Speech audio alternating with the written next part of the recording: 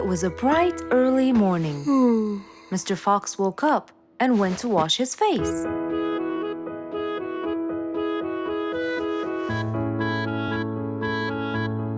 Since he was feeling a little hungry, he went to prepare some breakfast.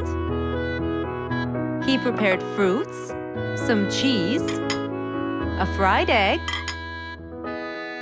and some veggies. He looked around for some bread, but couldn't find any. No problem. He'll go to the bakery and buy some. I guess I need to buy some bread from Mrs. Flute's bakery. Then I can have my delicious meal.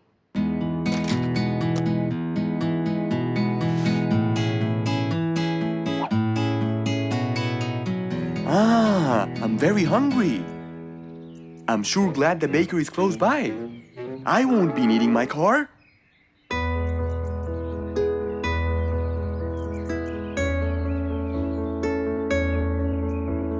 Mr. Fox decided to walk to the bakery. He really enjoyed the early morning breeze. And on his way... Good morning, Mr. Fox! Oh, Mr. Falcon! How are you? Are you getting enough sleep? Yes, I can sleep most anywhere now, and it's all thanks to you, Mr. Fox. Glad to hear that, my friend. See you around.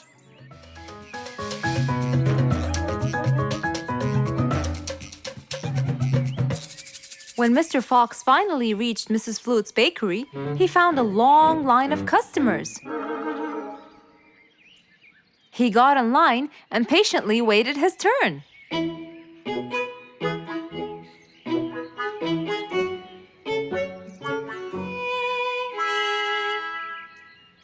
Wow! Looks like everyone wants bread. Slowly, the line was moving up, and Mr. Fox got closer and closer till he finally reached the counter, where a very tired Mrs. Flutes was waiting. He was her last customer. Hello, Mr. Fox. Here you go. Hello, Mrs. Flutes. You look really tired. Yes, Mr. Fox, it's becoming more and more exhausting. Why? The number of customers has increased lately after I upgraded both the bakery and the quality of the bread that I produce. That's great. I know it's great, Mr. Fox, but the thing is, the rate of bread production is really low. Well, compared to the number of customers, that is. But why is the rate of production low? Well, Mr. Fox, grinding the wheat takes loads of time and effort. Sometimes it takes over a day or so. That's basically why everything else gets delayed. What should we do to solve this problem? Okay, Mrs. Flutes, I will head home now and eat my breakfast and try to think of a solution. And I'd like you to pass by my house tonight. I'm sure I'd figure something out by then. Really, Mr. Fox? I can't wait to hear your solution. I'll come by your house as soon as I get off work. Okay, see you later, Miss Flutes. See you later, Mr. Fox. Mr. Fox went back home to have his breakfast. Miss Flute's bakery is truly the best. I have to solve this problem, or she won't be selling any more delicious bread. With that in mind, Mr. Fox went to his workshop to give it some thought.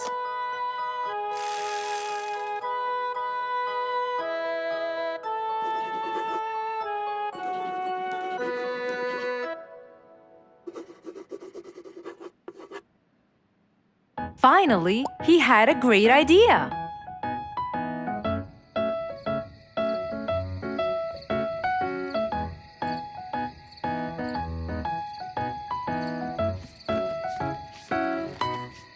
That was a long day.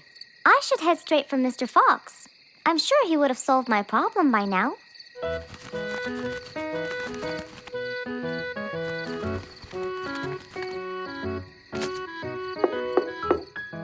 That must be Miss Flutes. Hello, Miss Flutes. Come inside.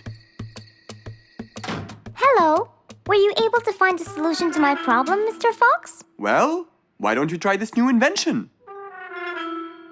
A new invention for me? That's right. I made it specially for you.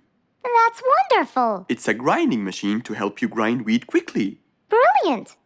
But how will it help me? This machine is used to increase the rate of grinding the wheat, which is used to make the bread. So you can use it to grind a whole kilogram in no more than 5 minutes. And with that, the amount of time needed will decrease, and you won't be too exhausted. I'm really grateful to you, Mr. Fox. I have no words to express my gratitude. Friends help each other, Miss Flutes. You're really kind and generous, Mr. Fox. I want you to start using this new device tomorrow, and I will call you to check in every once in a while. Okay, Mr. Fox, I will. I'll be going now. Thank you again. Goodbye, Miss Flutes, and have a good night. And so, Mr. Fox waved goodbye to Mrs. Flutes. Then, he sat on his comfortable sofa. He looked out his window and admired the jungle he lived in for so long. He happily thought to himself, I love helping my friends.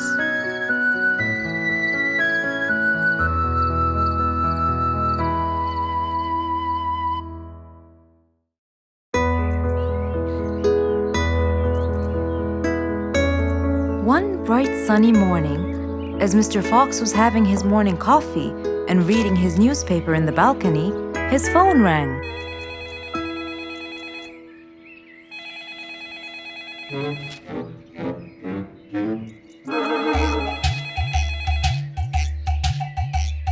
Who could it be so early in the morning? Hello? Hello, Mr. Fox. It's Rorik. Oh, hello, Rorik. How are you today? Not very good, I'm afraid. Why is that? My piano. I tried playing it today, but it sounds weird. How so? I don't know. Could you please come and check it out? Sure, I'm on my way. Thank you, Mr. Fox. I'll be waiting for you. And I'll be right there. So, quickly, Mr. Fox changed his clothes. He took his toolbox and his car keys, got into his car, and drove off to Rorik's place.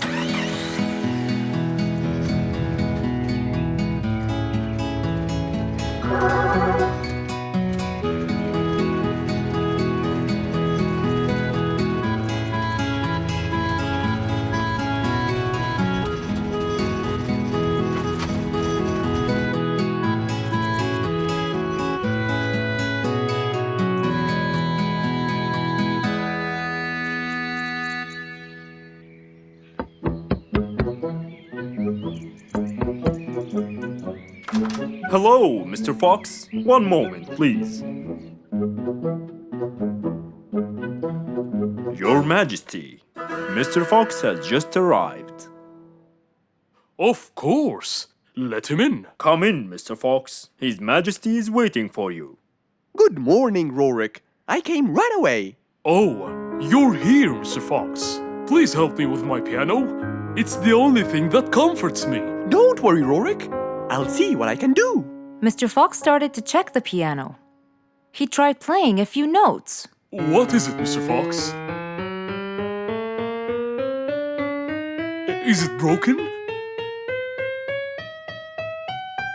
Mr. Fox, please answer me. It sounds horrible. It's not broken, Rorik. It just needs tuning. Do I have to buy a new one? No, Rorik. It's very simple. I can tune it for you. Really? Thank you, Mr. Fox. I almost had a heart attack. However, Oh no, not that word. I'm sorry, but it might take a while. Oh, it's okay. I can wait. Okay then, I'll get started. Please, Mr. Fox, do your best. It's my everything. Don't worry, it'll be good as new. Mr. Fox opened his toolbox, grabbed a few things, and started to work.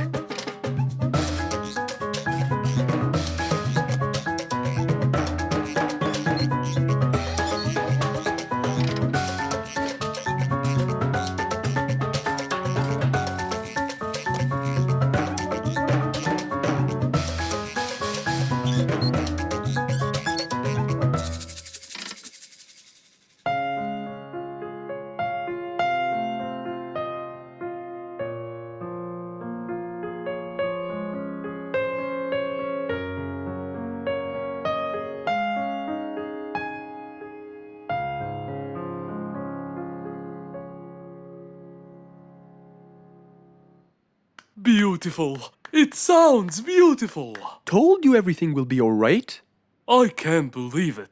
Thank you so much, Mr. Fox. Anytime, Rorik. And with that, Mr. Fox's work was all done.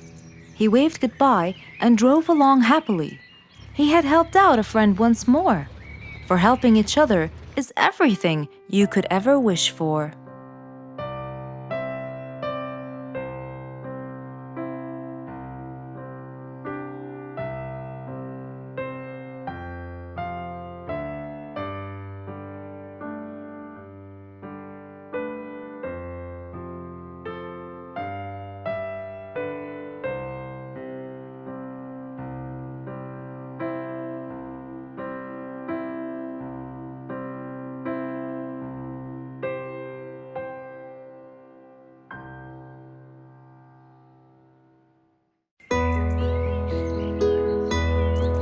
It was a bright early spring morning. Still feeling a little sleepy, Mr. Fox opened his eyes and got out of bed.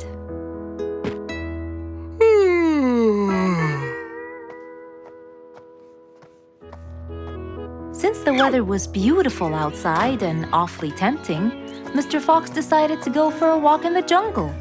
The sun was shining, the birds were twittering. It was a very peaceful morning.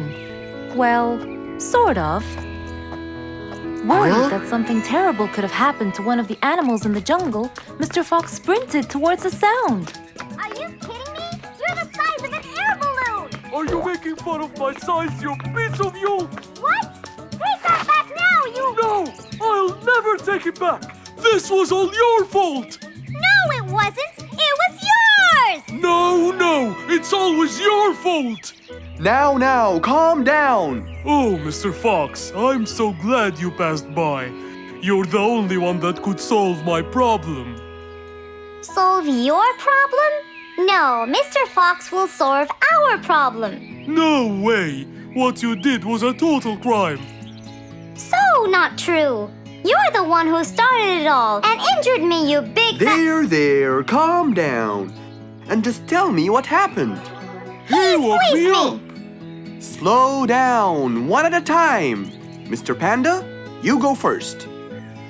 Thank you. Now, I was walking heading to my house when I realized that for me to get there, it will take me 12 minutes. And I was so tired and sleepy. So I thought about it, and I realized I should just lay here for a while and take a short nap. And just as I was starting to get comfortable, I found little chicklets screaming with the highest pitch into my ears, Mr. Fox. My ears! Can you believe that? Well, that's not a very nice thing to do, little chicklets. Why did you do that? But I didn't, Mr. Fox. And how is that? I was heading to my favorite lake, and I was walking just right behind Mr. Wicks, when all of a sudden, out of nowhere, he decided to lay down and fell to the ground and squeezed my beautiful wing. And if it wasn't for my high-pitched voice, I would have been dead by now. Well, that was pretty dangerous, Mr. Wicks. What should I do, Mr. Fox? I was really tired and I needed my nap. So I took it. What should a panda do to take his nap? Can't you just wait till you reach your own house? Or at least look behind you before you decide to fall down? My house is 12 minutes away, and all the walking had already stolen away all my energy. I had to take a nap to recharge. I can't keep on walking forever. Then look behind you or sleep next to a tree or something. Why don't you watch where you're stepping? It was a very troubling matter indeed. The little chick almost got crushed. But Mr. Wicks didn't mean it. He was just so tired that he fell asleep. Right? Mr. Wicks, answer me. Did you intend to squeeze little Chicklet's wings? Of course I didn't. Were you aware that you were going to take a nap in the middle of the road? Actually, I vividly remember. I walked to the tree side first, but when I woke up, I found myself in the middle of the road. How many naps do you need per day? From 5 to 7, I would say. Did you take a nap before you decided to head home? Of course. Do you usually nap in between? Not always, but today I went so far from my house. I tried to hurry to nap at home, but you know, I'm too slow. Say no more. I now know the answer. Really? Yes. Worry no more, little chicklets. From now on, Mr. Wicks will always nap at his own house. Just a second. Aha! There it is! Is that what they call caffeine? My, I didn't think it was that huge. No. It's something even better. Better than caffeine? And chocolates too.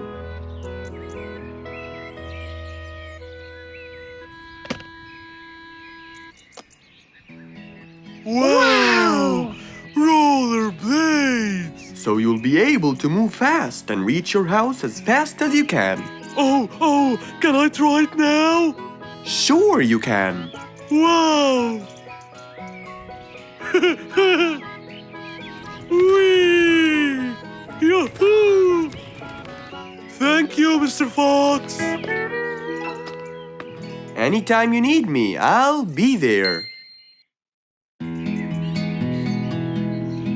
It was a beautiful morning. The sun was shining brightly over the jungle. And seeing how nice the weather was, Mr. Fox decided to go for a walk.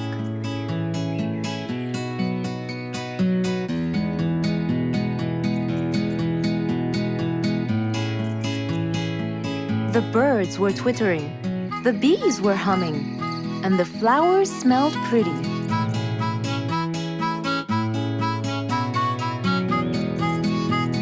As Mr. Fox was passing by Bingo's house, he saw him doing something really strange.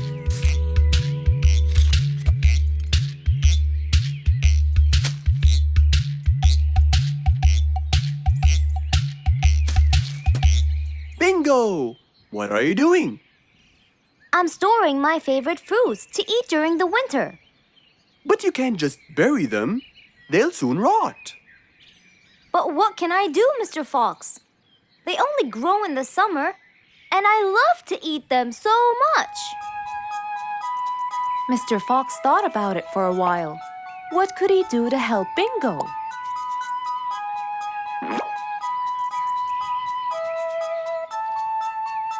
Don't worry, Bingo. I think I have an idea. Really? What is it? You'll have to wait and see.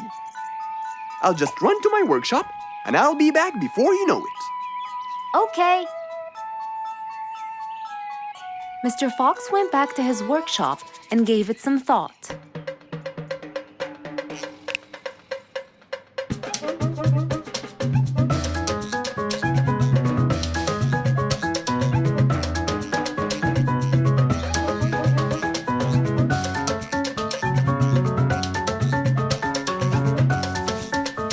After calculating all the details, he started to gather the things that he needed.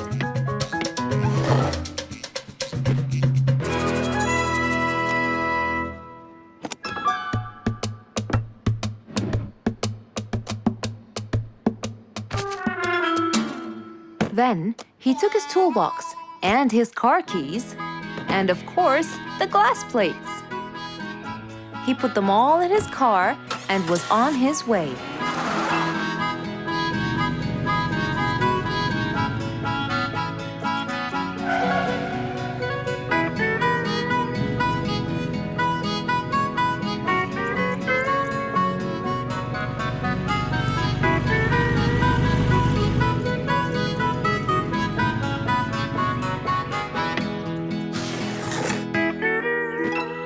What's all this for? It's a surprise.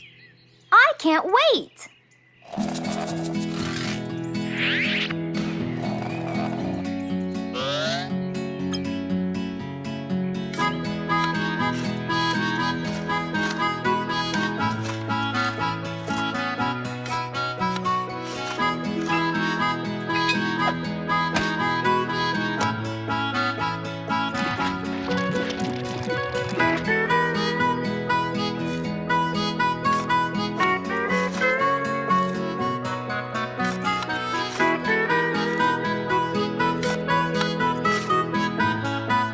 Mr. Fox was almost done, and Bingo was watching him, looking slightly puzzled.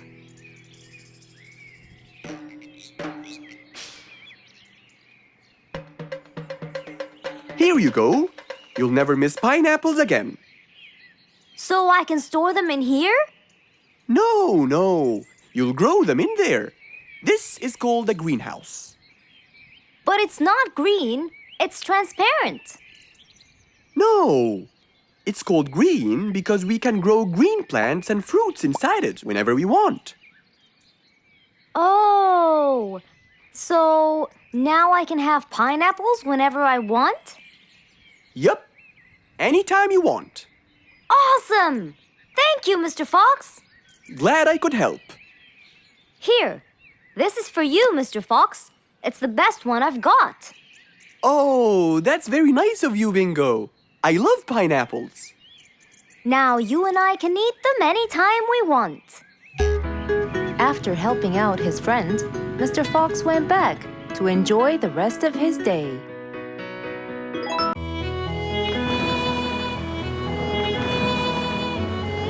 One day, the mighty eagle flew to his nest.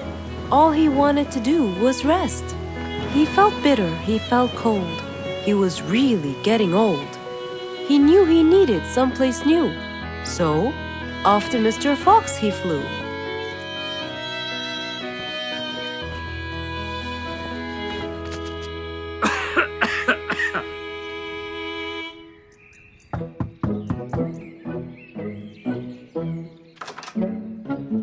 Oh, hello, Mr. Eagle. You look so tired. Please, come in. Thank you, Mr. Fox.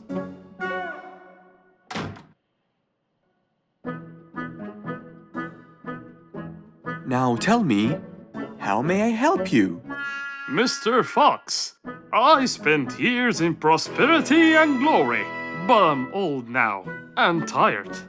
I can't live out there alone in that cold weather. Where do you live, Mr. Eagle? By the mountain top. I see. The wind is strong there. I bet you catch a flu every now and then. Well, I didn't used to, but that's all in the past. Now I'm old and weary. I'm not what I used to be. Plus I get so lonely up there. There is no one around to talk to, and no one to help me get better if I get sick. Why don't you come and live with us in the jungle? I looked around, but I couldn't find the right place for my huge nest. I'm too old to build a new one, and I can't really stay in someone's home. Mr. Fox kept thinking for a while. What could he do to help his dear old friend?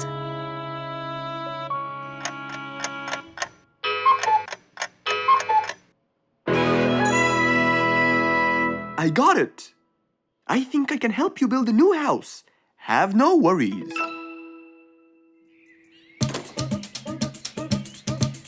Mr. Fox quickly grabbed his toolbox and hopped into his car. He drove through the jungle while Mr. Eagle flew above him. He stopped in front of a tree that looked both old and firm, right in the middle of the jungle. Lots of animals and birds lived around here. What a beautiful place, Mr. Fox.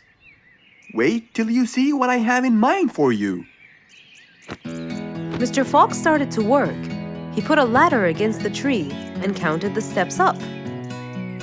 1, 2, 3, 4, 5, 6, 7, 8, 9, and 10. When he reached the tree branches, he opened his toolbox and took out some wooden plates. Then he started putting them together. All I need now is some nails to make sure everything would be A-OK.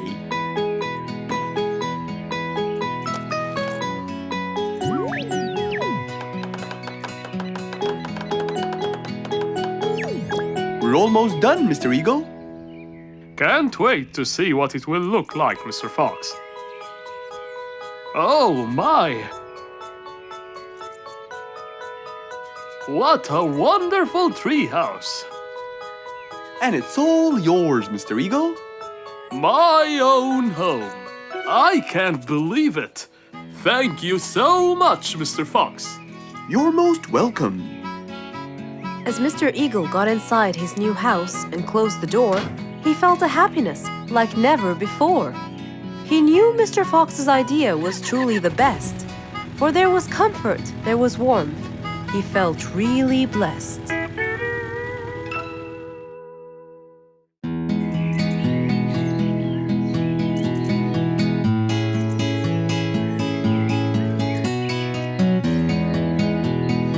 Spike the Dragon always bragged about how good he was at photography.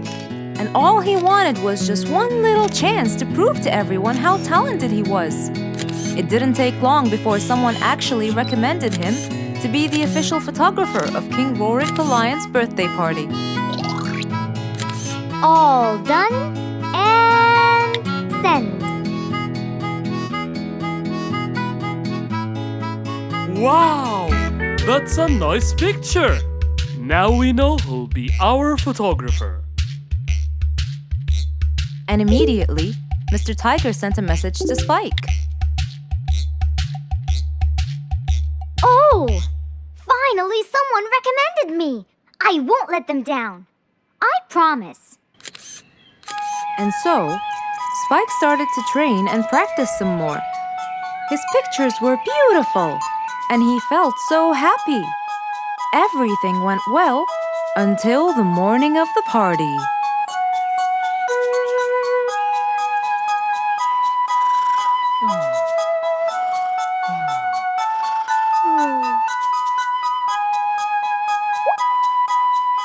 Oh, today's the day. Finally! Maybe I should train some more.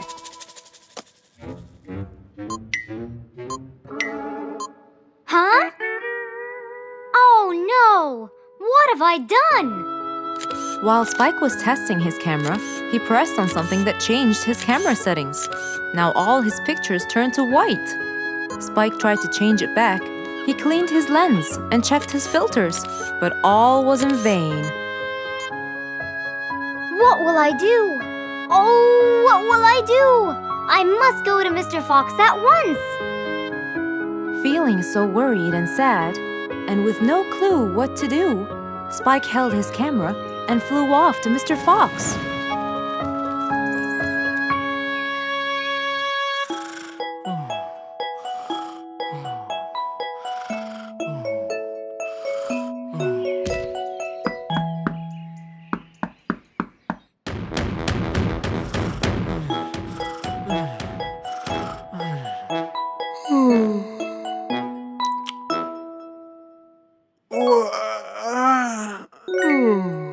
Who could it be this early?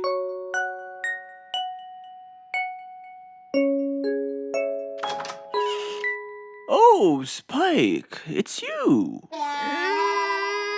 Help me, Mr. Fox. My camera. Help!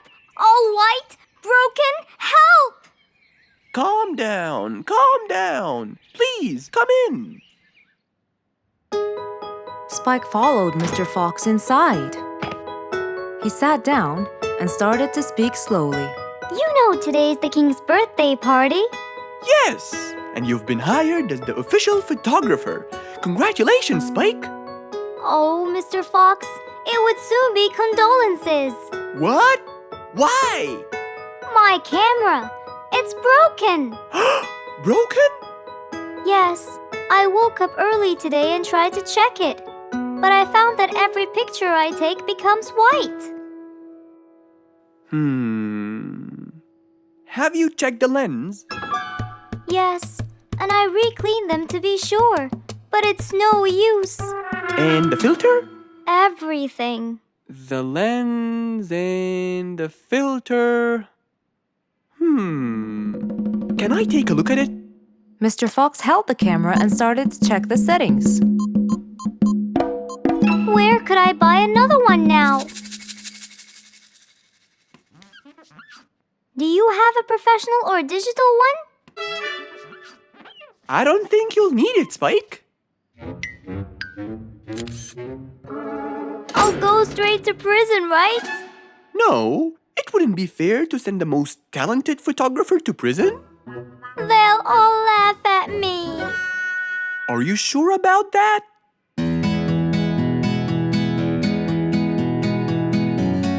Mr. Fox took a picture with the camera and showed it to Spike, who couldn't believe his eyes. Wow, it's back. What was wrong with it? Looks like you accidentally increased the gamma. Oh, I forgot to check that. Thank you, Mr. Fox.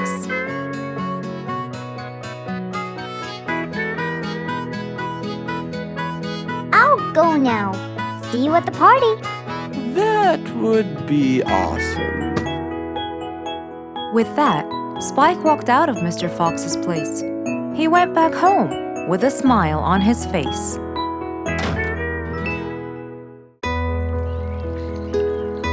Rose stood in front of her painting stand, holding a few colors in her hand. But things weren't going as she planned. I think I should just paint the pig blue. No, wait. Maybe this will do. Maybe I should just take some of the pink color on my feathers.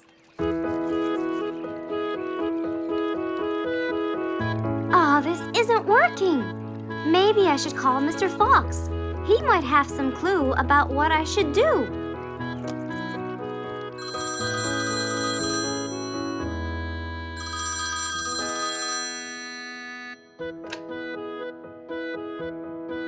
Hello? Hello, Mr. Fox. It's me, Rose.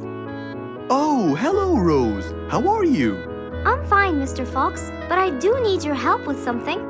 Do you think you could come and meet me? I'm at my usual painting place. Sure, I'll be right there. So, without a moment to lose, Mr. Fox got ready, got into his car, and drove off to where Rose was painting.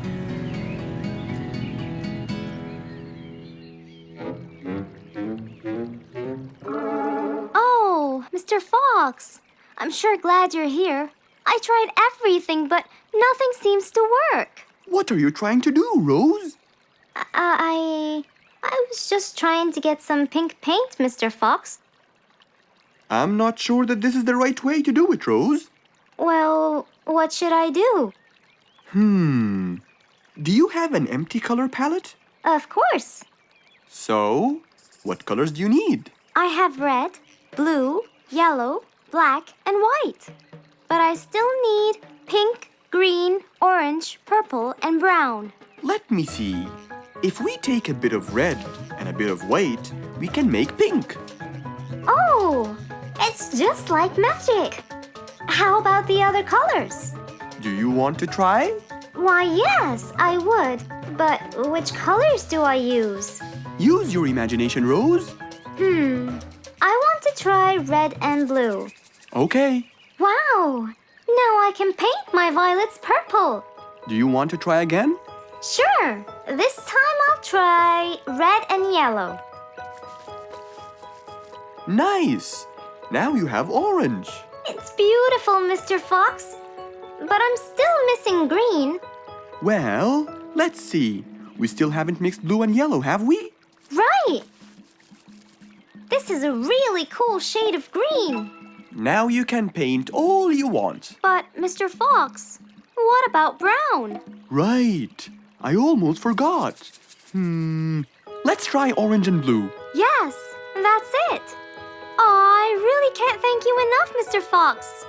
Don't worry about it. I really like your painting. You do? Yes, it's quite colorful. Well, thanks to you. Now, whenever you're missing a color, all you have to do is try some together. All the colors that Rose once knew, when mixed together, turned to something new. Pink, purple, orange, and green. Something she had never seen.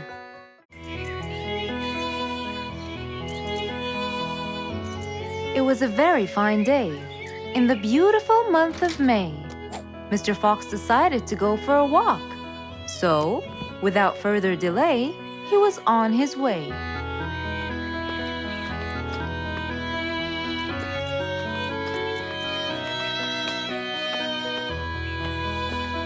while Mr. Fox was walking, enjoying the sun and the trees, he heard a quarrel at a distance and someone saying, Stop! Please!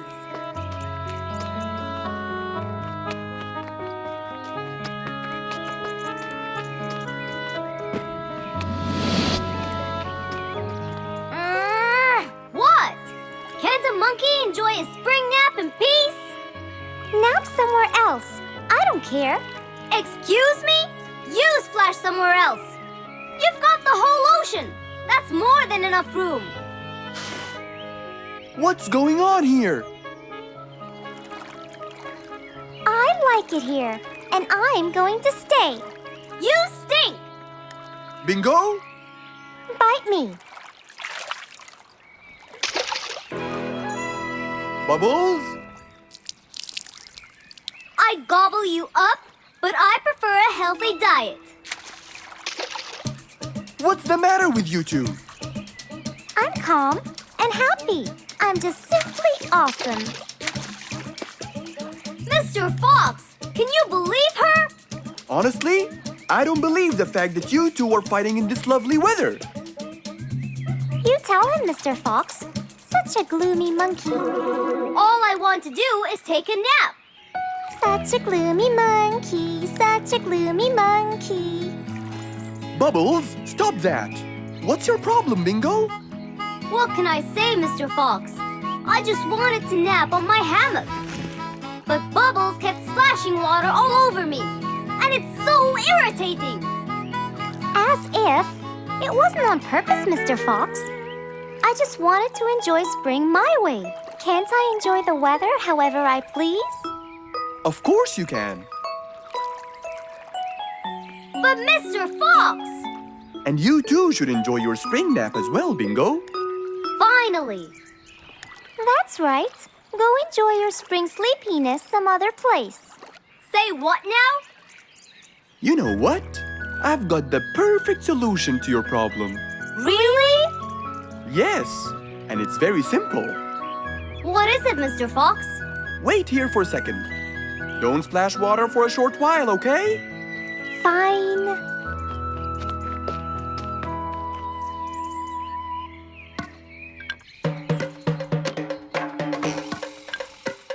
The hammock was very close to the lake. That's why Bingo got water all over him every time Bubbles splashed. But Mr. Fox wasn't gonna let them fight. He had the perfect solution for both their plights. What are you doing, Mr. Fox? Wait and see for yourself.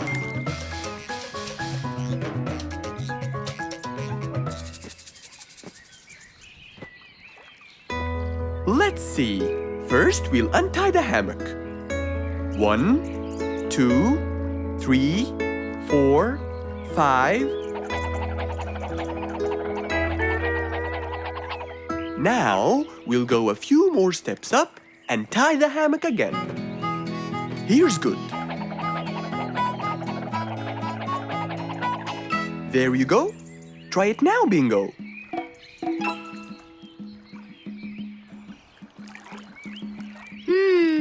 Very comfortable, Mr. Fox. I love it. And the air up here makes me sleepier.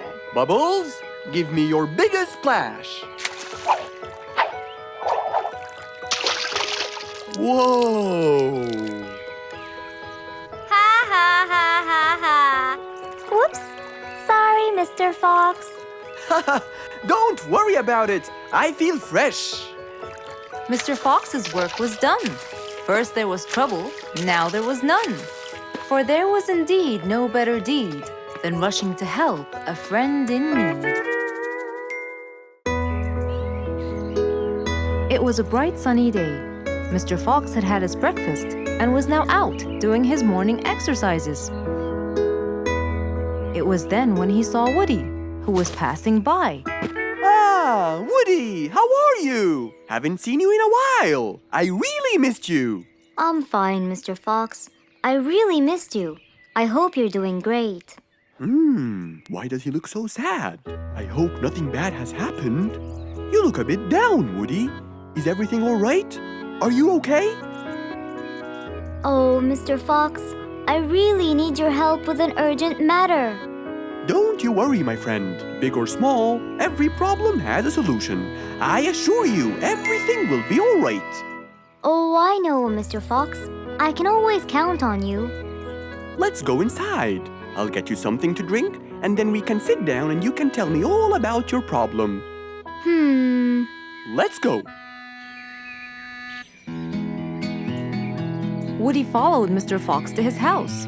There, Mr. Fox prepared something special for Woody to help make him feel better.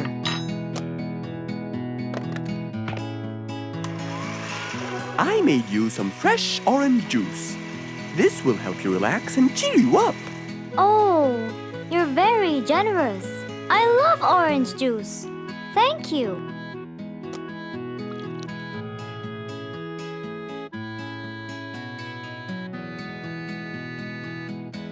Mr. Fox, I'm really sorry to bother you over and over again, but I had no choice. Oh, no worries, my friend. You know, Mr. Fox, I'm the jungle carpenter. My business has been growing recently, and now I have many customers. Yes, you're a hard worker. You deserve it. I used to build boats for fishermen. I got famous for my skills, especially after I built Nate the fisherman the boat of his dreams. He went and told everyone in the jungle about it. They overwhelmed me with requests. That's fantastic. I'm really glad to hear that. But Nate came to me yesterday and asked if I could build him a ship. One big enough for him and all his friends, as he is planning to go on a fishing trip. It's for a special trip, he said. Yes, I've heard about that. Well, the problem is, I've never built a ship before, and I have no clue what kind of wood I'm supposed to use. I don't know what to do. How will I build him the ship he needs without the proper wood? Will you help me, Mr. Fox? Whoa, that's a serious problem. I'm gonna have to look through my books. Well, you're never too old to learn something new. I could use some time. I'll call you as soon as I find a solution. I will be waiting for your call. I know you'll be able to help me, Mr. Fox. After Woody left, Mr. Fox started his researches on shipbuilding.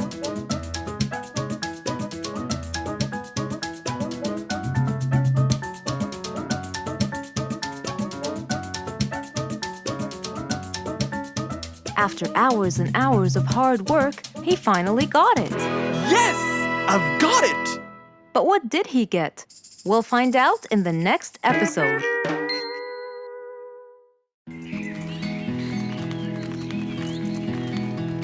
It was a beautiful sunny day. Feeling bright and early, Mrs. Sharpie was on her way to work.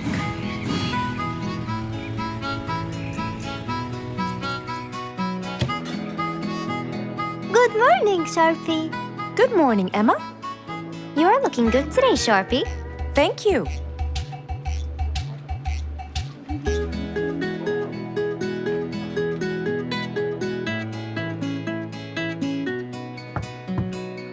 Come in.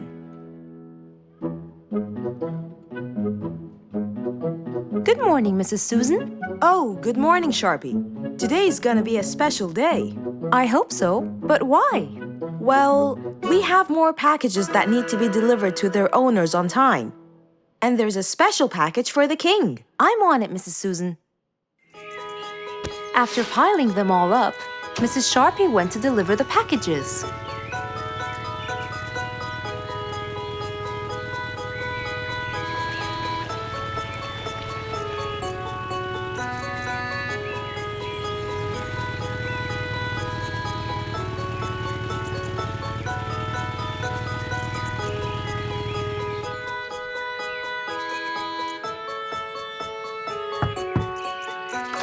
Here's your package. Thank you, Sharpie. Just in time. Looks like delivering the next one is gonna take some time. After safely delivering the package to Mr. Camel, Mrs. Sharpie took off to the opposite side of the jungle to deliver a package for Mrs. Deer.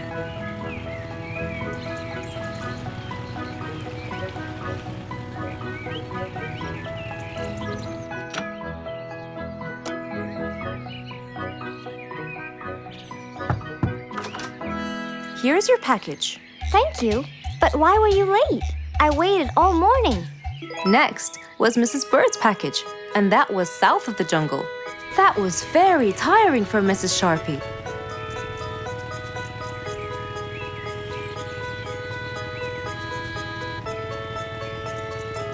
Mrs. Bird!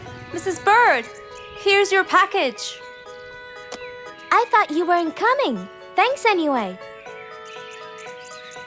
Next was Spike the Dragon.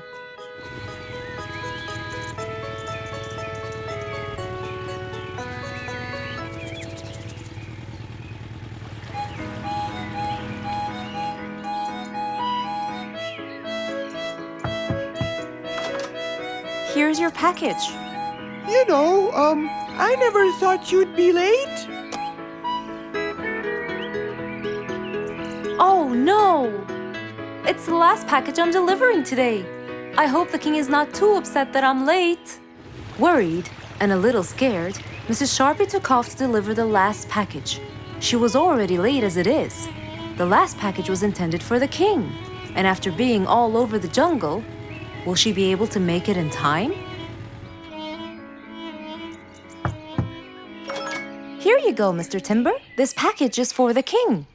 Thank you, Sharpie. But the king was worried and a bit upset. Why? Well, he had to wait all day for this package. You're not usually late, Sharpie. He was very upset. My sincerest apologies. I'll be more careful next time. Mrs. Sharpie was very tired and really upset. Having to deliver packages all over the jungle was no minor task. So, she decided to go to Mr. Fox and ask for his help. Oh, hello, Mrs. Sharpie. How have you been? I'm not good at all, Mr. Fox. You have to help me. What happened? I've got a lot of letters and packages, and I keep flying east and west all over the jungle. This won't do, Mr. Fox. I'm so tired.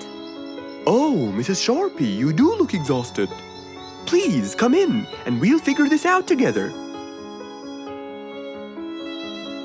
Would you like a cup of hot chocolate? No, I just want to find a solution, Mr. Fox. Okay. Tell me what the problem is exactly. I get too much letters, so I fly to deliver them. I find that the first letter should be delivered to the western part of the jungle, so I fly and deliver it, just to find that the next one is in the eastern part of the jungle. And when I fly and deliver it there, I find that the one after it is in the north. And after that, it's west again. And it's all driving me crazy. Calm down, Mrs. Sharpie. There must be a solution to all of this. That's why I came to you. I kept thinking and thinking, but they come in packages, and I must deliver them all in one day. So how can I do that? Don't worry, Mrs. Sharpie. We'll sort this out. Sort? Sort! That's it! Why don't you sort them out from the very beginning, Mrs. Sharpie? What do you mean by sorting them out? I mean, first, you should read the addresses and sort all the letters that should be delivered north together, and those that should be delivered east together, and so on. And then I'd finish all the north letters together, and the east, and then the south, and then the west, right? Precisely. That's a great idea, Mr. Fox. Thank you so much. Wait, where are you going? I have letters to sort out. Thank you, Mr. Fox. Glad I was able to help you, Mrs. Sharpie. Goodbye.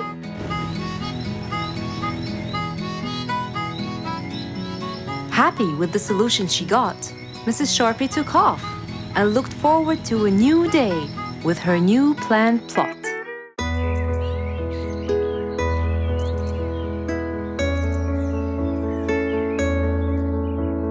One cold morning, while everyone was shivering in their houses, Mr. Fox woke up and went to watch his favorite team play.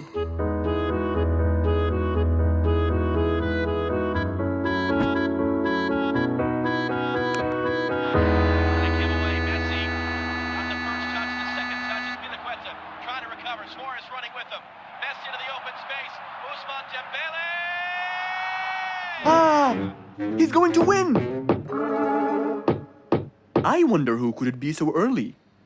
Wait a second! I'll be right there! Good morning, Woody! How are you? It's been a long time since we last met. Oh, Mr. Fox, it has been a while. Tell me, have you finished building Nate's ship? Yes, Mr. Fox. I used teak and bamboo. Nate liked it a lot. He took it out on a trip. He and his friends had so much fun. Great! Mr. Fox, I noticed how beautiful your flowers look. You take really good care of them. Of course. And you know what? I'll tell you everything I know about flowers. Really? Thank you, Mr. Fox. Come in and have a seat while we talk. Okay. Woody followed Mr. Fox inside. Feeling a little cold, he waited patiently while Mr. Fox prepared 2 nice bowls of hot soup for them both. Here you go. Thank you. It's delicious. Glad you liked it. Now tell me, what's bothering you, Woody? How did you know that something was bothering me? I know you all too well, my friend. Okay. You know, it's really nice and warm here. Yes, warm weather helps me think and relax. Well, Mr. Fox, I'm sure you know that I've been a carpenter for a long time now. Of course. And during the winter, my business blooms. And my customers increase because I sell them the wood they use for their fireplace. Very good. But where's the problem? The problem is, they're not all the same. So each customer needs the wood to be suitable in size for his fireplace. That's true. And as you know, I work alone. So I take so much time and effort to cut and adjust the wood to suit each and every customer in this jungle. Sounds like a serious problem. He looks really worried. Okay, Woody, why don't you come with me to my workshop? It's round the back. There, we can think together and I can invent something to help you solve your problem. I really hope so, Mr. Fox. Don't worry, we will. I know. And you taught me that there's a solution to every problem. And Mr. Fox solves every problem. Ha ha ha! That's right, Woody.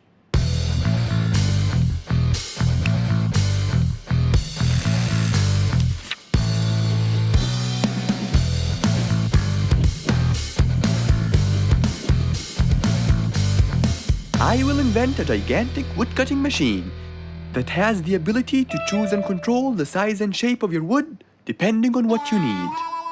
What? Really? Aw, you're the best, Mr. Fox. I'm just going to need some time to build the machine. You got it, Mr. Fox. I'll go get a few things done and I'll come back. Okay, I'll see you then, Woody.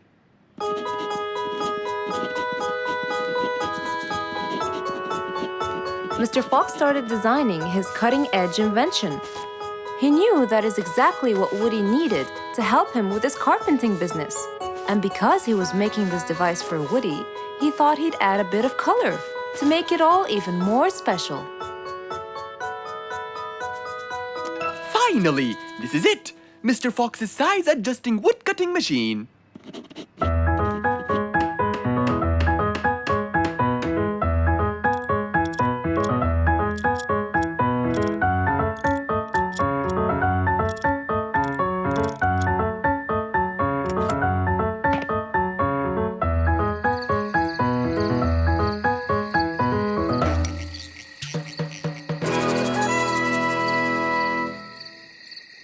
After finishing the device, Mr. Fox sat to listen to his favorite music, waiting for Woody, who came knocking on the door. Hello, Woody. You're right on time. Have you finished building the new machine for me, Mr. Fox? Of course I have. It's in my workshop. Let's go see it.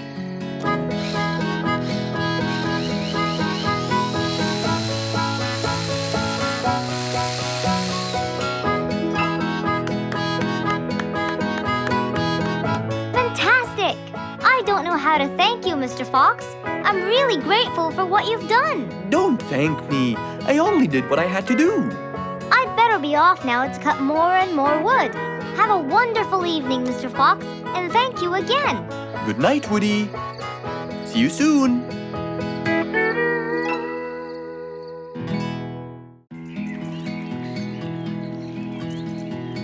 What a beautiful morning!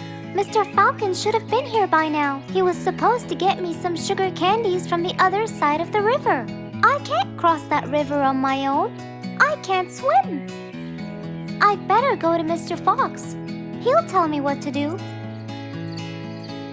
And since Mr. Fox helped many more, she went to him and knocked on his door.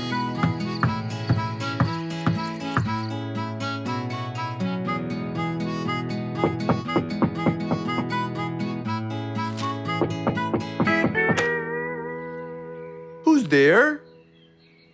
Over here, Mr. Fox. Oh, little Auntie Lou. Welcome. Please come in. Thank you, Mr. Fox.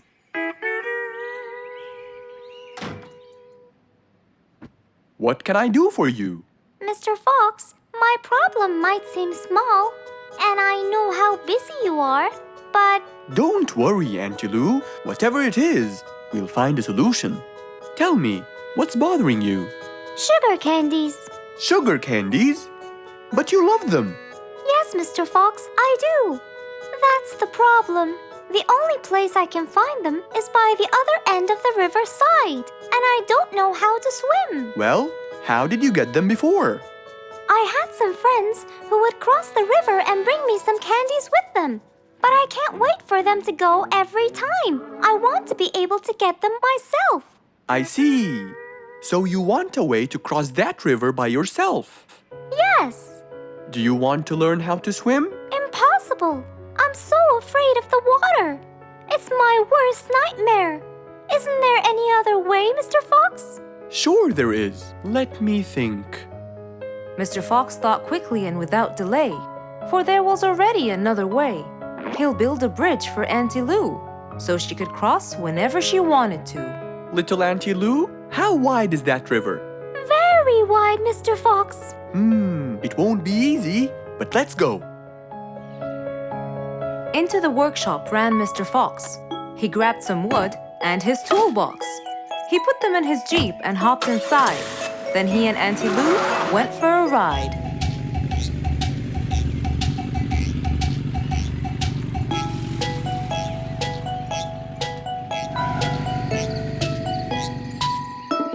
Little Auntie Lou, that's not a very wide river. But it is to me, Mr. Fox. You're only saying that because you're too big. Maybe you're right. Little Auntie Lou, let's get started.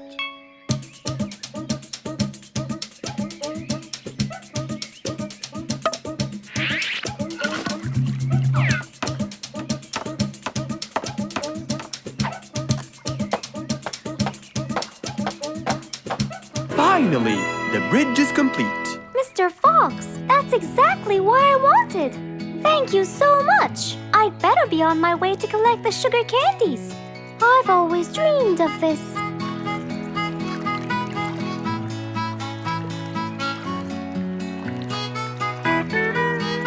Enjoy the candy, little Auntie Lou. After giving his friend a happy end to the day, Mr. Fox took his car and carefully drove away.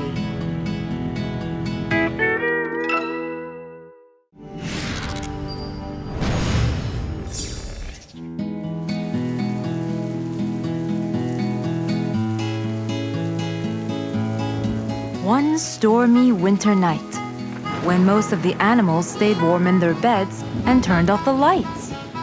There was thunder, there was lightning, and Woody the Woodpecker found it frightening. He knew he was in trouble, for his house will soon become rubble. Oh no! What am I going to do? I better go to Mr. Fox before things get worse. With a nice cup of hot chocolate, Mr. Fox continued reading his book when the doorbell rang. It was winter. No one would walk in the rain unless they had a complaint. Woody, what are you doing walking around in such cold weather? Hurry, come in.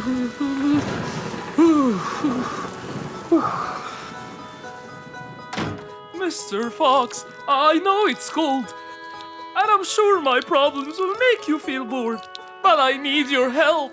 Of course. Don't worry. Have a seat, Woody, and I'll get you a hot drink. It must have been terrible to go out in that storm. Okay, thank you, Mr. Fox. So, what exactly is your problem? My roof, it gets ruined by the rain. Oh, I keep fixing it every now and then, but now, every winter is a nightmare. here you go, Woody. Thank you, Mr. Fox. So tell me, what happened to your roof? The rain makes it damp. Sometimes I fear it gets too damp. It might fall. Oh, you're right. That's a serious problem. Well, will you help me?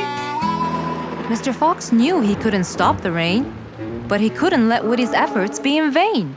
There had to be another way. I have an idea. We need to guide the water off your roof. But how can we do that? Well, we need to visit the jungle shop. But first, we'll wait for the storm to pass.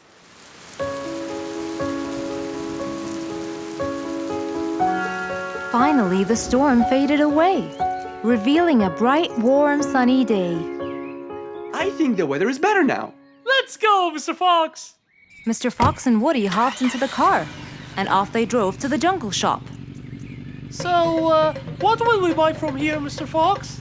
A sloped roof. A roof? But how will we transport it? Oh, don't worry. There's a new type of roof. They sell them like, pieces of a puzzle. Oh, that's smart! Yep. Mr. Fox and Woody chose a nice big red roof. Then, off they went to Woody's house. Mr. Fox got a ladder and climbed up. He started to fix the roof from the top. Now, all we need is to put the pieces together.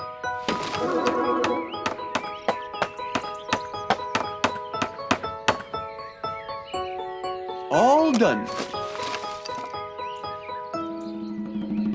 I'm coming down.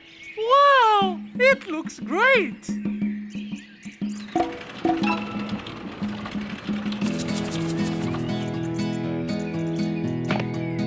That way, all the water will slide down and the rain won't bother you again. So, does that mean no more rainwater will enter my house, Mr. Fox? Of course not. I guarantee it. Oh, I'm so happy! Thank you so much, Mr. Fox. Oh, it was nothing. We all like living in a dry, warm place in the winter.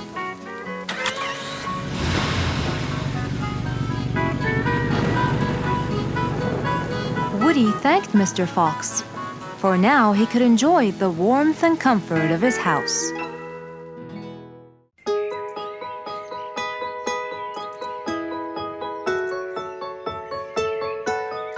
Beatrice was a little energetic bee. She wakes up early, eats her breakfast, and checks on her honey. Then, she goes out to collect some nectar. That smells great. I'll take some from here. Wow, that looks fresh. Here's my favorite type. And so, she went collecting all the nectar she needed, and when she was all done, she went back home. But as Beatrice came closer and closer, she could see that someone had been to the hive. Oh no! My honey! It's all gone! Who could have done this? Beatrice looked right and left, but no one was there.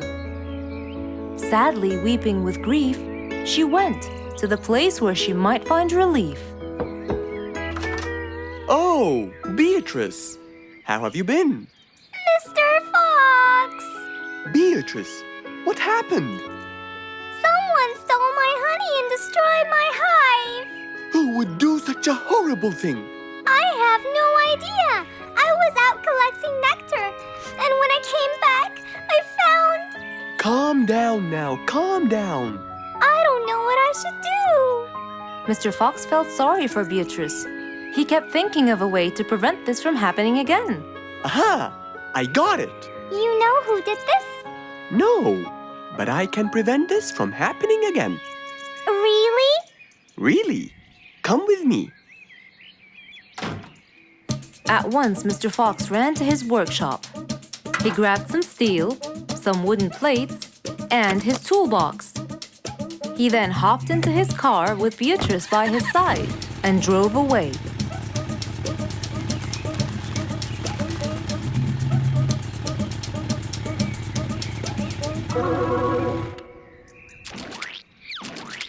Oh, See? I told you. It's a complete disaster. you were right. But don't worry, everything will be okay now.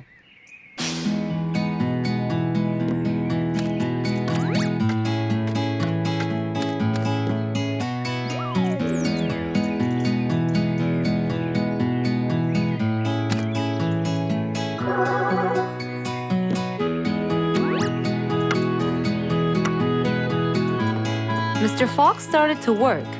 He got the wooden plates and built a box out of them, which he put on the tree branch. Then, he surrounded the box with steel. He made sure the nails went in properly and made a door for little Beatrice. Now, all done. Wow, it's amazing. Thank you, Mr. Fox. There, take this too. And what's this? This is the key to your hive, so no one would enter without your permission. Really? Oh, I can't thank you enough. Don't worry about it, Beatrice.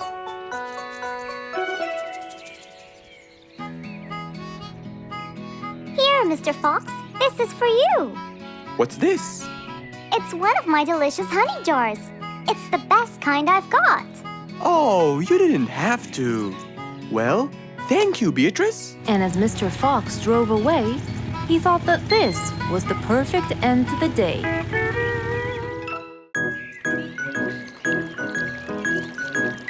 It was a nice warm autumn day.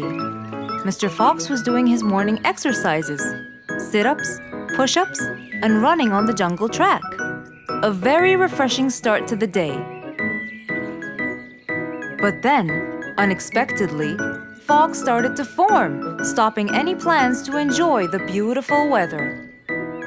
Why is there fog covering the whole jungle? This is really strange. It's been happening a lot lately. I really hope everyone's all right. I should head home now.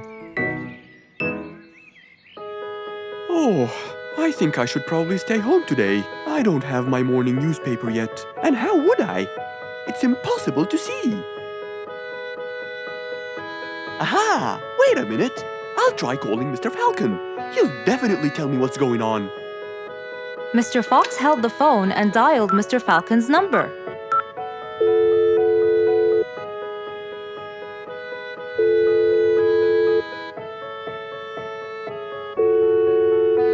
Oddly enough, there was no answer. I guess he's not home. Maybe I can reach him on his walkie-talkie. As Mr. Fox went to look for his walkie-talkie, he heard a loud knock on the door. Huh? I thought everyone stayed home in this weather. Who could it be? Puzzled, Mr. Fox went to open the door. He was taken by surprise. It was Jack the horse. He stood there holding a briefcase and looking smart. Jack was a very busy business horse. He was always rushing to keep a tight schedule. But today, something seemed off. He looked like something was bothering him. Oh, Jack, what a nice surprise! It's been a long time since we met. How have you been? Come in. Thank you, Mr. Fox. But I don't want to waste any more time. I'm on a very tight schedule. Of course. Can I bring you... I don't have time. I just needed to talk to you urgently, Mr. Fox. Have a seat, please. And as you know, time is money. Wait. Hold on. First, tell me how you managed to get here in this bad weather. There's no time. I'm so busy, and I need your help with something important. All right, tell me what's the matter. Well, it all started last week. After long and weary negotiations, I won a bid for a gold mine located in the eastern part. Long story short, a gold mine obviously contains gold. But no matter how hard I looked, I found nothing but dirt. I was really frustrated. I was disappointed. And I knew that buying the mine was a mistake. What do you think, Mr. Fox? That's really strange. That mine is widely famous for its gold. I have an idea. We go there now and see what we can do. But wait here for a second. I need to bring something that will help us. Are you sure you don't want to drink anything? Yes, thank you, Mr. Fox. But please hurry up. You know that time is money, and I can't waste Any more time, I get it. Just give me 2 minutes. Too much, Mr. Fox. So, Mr. Fox went to his room to change his clothes, trying to be quick. Then, he went to his workshop. He looked everywhere for his metal detector. When he found it, he took it and went back to his house, where Jack was standing there looking at his watch, with that usual impatient look on his face. Mr. Fox, why are you late? I have a really important meeting tonight at 8, you know. We're making a deal, and I don't want to waste any more time. You know that time is money. Time is money. I know that, Jack. But now we're wasting more time, aren't we? Right. Let's take my car, Mr. Fox. Okay. The fog had gradually started to clear away, and the vision became clearer and clearer. But as Mr. Fox was about to get in the car, something happened. What's that? What's going on? What happened? That's what we'll find out in the next episode.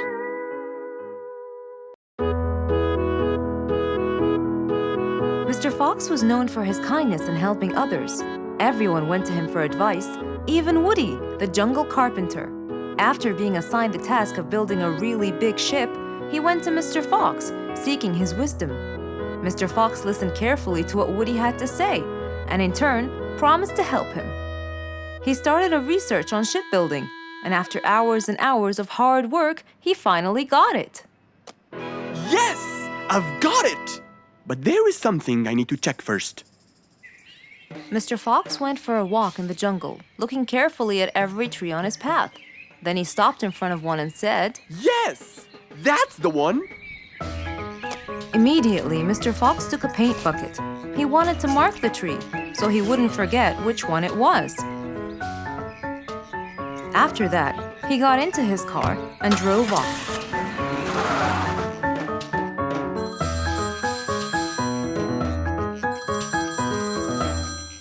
When he got home, he called Woody to tell him that he had found the perfect solution to his problem. It only took a few minutes before... Oh, Woody, right on time. Come on, Mr. Fox, tell me. Okie dokie, come in. I finally figured it out. I never doubted you, Mr. Fox. I was sure you'd be the one to help me find an answer to my problem. Oh, don't mention it. Here you go. These are blueprints. They're guidelines that will help you learn how to build a ship easily. Woody started reading the blueprints thoroughly. He knew most of what was written in it, so he looked up and said, It's a lot easier than I thought. Thank you so much, Mr. Fox. Oh, but Mr. Fox, what about the materials that I'll need to build it? Here's a list of all the materials you'll need. And what about the kind of wood I should use, Mr. Fox? I did extensive reading, and I found out that our ancestors were famous for using teak in the process of building ships, as it's really stiff, strong, and it can also be shaped to have wide planks, which would help the ship to withstand the waves of the sea. But I know you don't know what teak is. Not everyone does. But come along. I think it would be better to show you the tree I found earlier in the jungle. Our jungle? Of course! Everything you dream of can be found in our beautiful jungle. Mr. Fox got into his car with Woody by his side and drove off. They headed towards the tree that Mr. Fox had marked earlier. Here's the tree. Huh? I have loads of that wood in my store, but I never knew that I could use it to build ships. I didn't know about teak either. But with a little bit of research, everything is open to you, my friend. Mr. Fox, I can't thank you enough. I'm really happy right now. I'll never forget what you've done for me. It's my pleasure, Woody.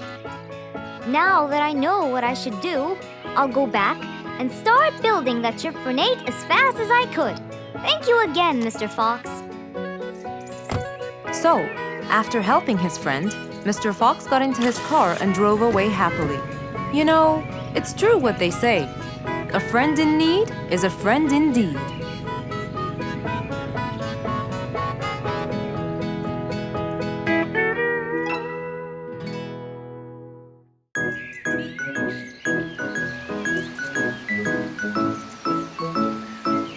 It was a beautiful Saturday morning. Since the sun was shining and the weather was nice, Mr. Fox thought it was perfect for morning exercise.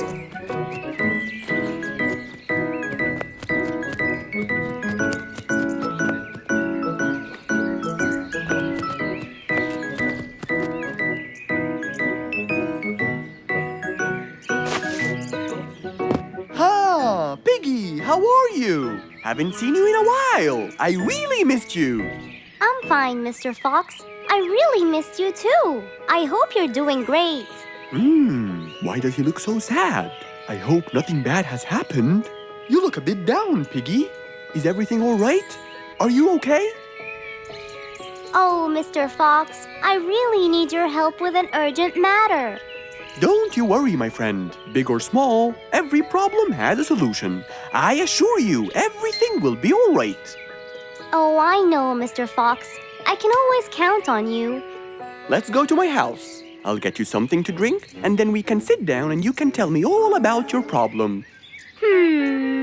Let's go. With that said, both of them headed off to Mr. Fox's house. So, Piggy, tell me what's the problem? I keep trying to grow a plant in my garden, but it keeps dying. Do you give the plant enough water? Yes, every day. Well, how about the sun?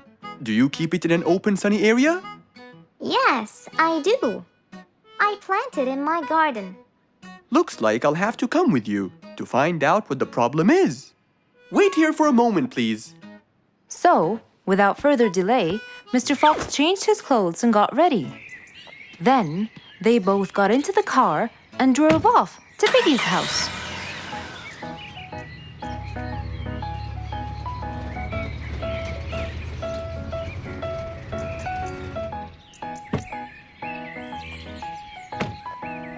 Look, Mr. Fox, these are the plants I told you about. Little Piggy, the plant you're trying to grow is ivy. And ivy likes to grow on something firm, like a gate or a wall. That's how they grow so tall. Ivy? I thought it was just an ordinary plant. Well, you can still grow it on the garden wall. Piggy, do you have a ladder? Yes, Mr. Fox, over there. Okay, come with me. Hand me the drill, please.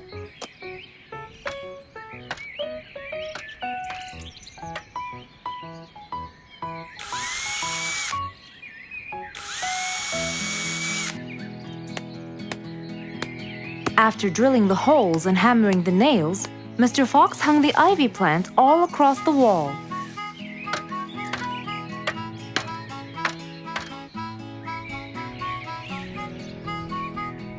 Now, when the ivy grows, it will find this wire to hold on to.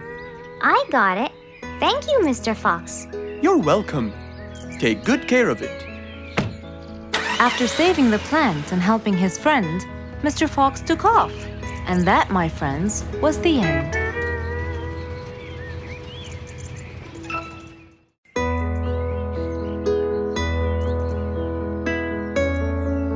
Roo is sad and looks really down. On his face, there was a frown. He had a cake, but he didn't care. And although it was his birthday, he said, Life's not fair. "Thank you, Mom." "You're welcome, sweetie. Are you okay?" Yeah, I'm fine.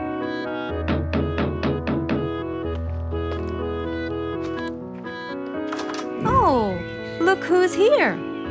It was Roo's best friends, Poppy and Fluffs.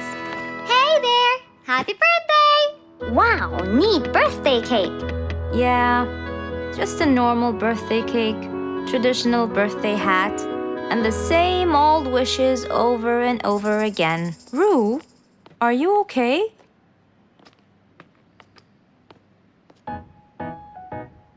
Bad timing, huh? He looks sad. I know, but the cake is still here. Oh, stop it. We have to help him feel better. It's his special day. A little bite won't hurt. Oh, sure, the cake won't hurt. But what about my fist? Fine, fine. What do you have in mind? Let's go. Where to? I know someone who can help. Mr. Fox? Duh. In an attempt to help their friend, Poppy and Fluffs went to Mr. Fox. Only he would know what to do.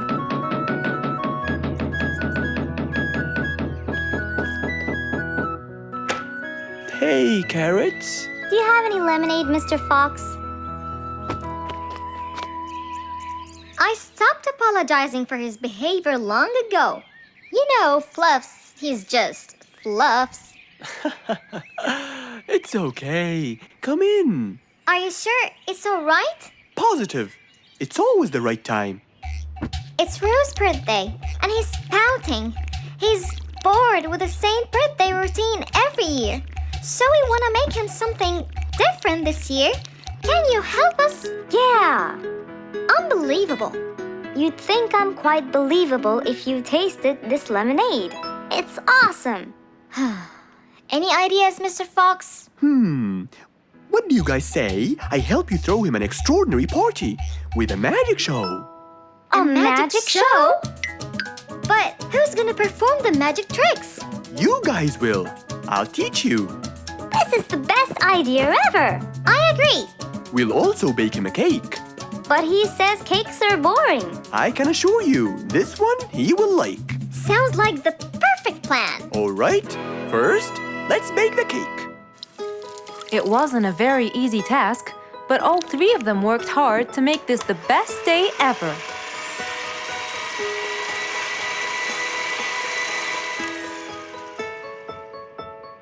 This is the coolest birthday cake ever!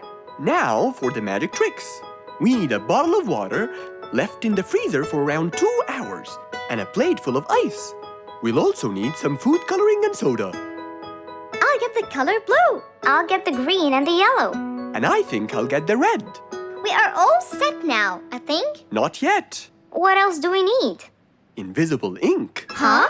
Fluffs and I will pour it over everything, including ourselves. And you, Pops, will give Roo this magic glitter. When he sprinkles it, everything will become visible. Cool. Let's go.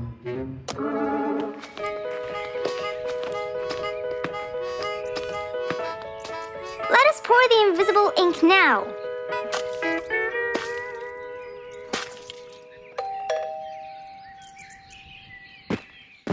Hey, Roo! Hey, What are you doing? just sitting here, bored.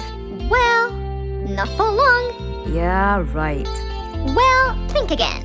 Happy birthday. What's this? You have to sprinkle it around to find out. Where? First, on the table. Wow! How did you do that? It's a donut cake! Now try sprinkling all around. This is impossible! It's the coolest thing ever! It's not over yet.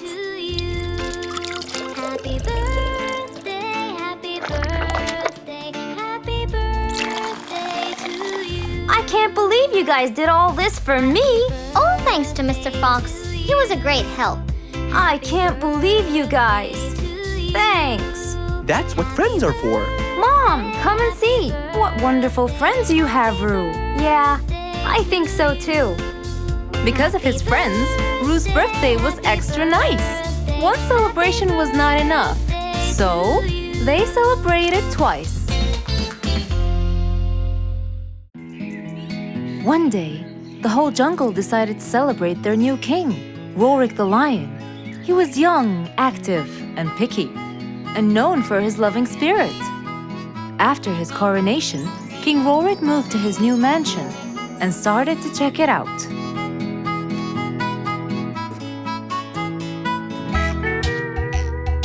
Great, and that's my throne, right? Exactly, Your Honor. Well, I'd better check it out. Yes, please do.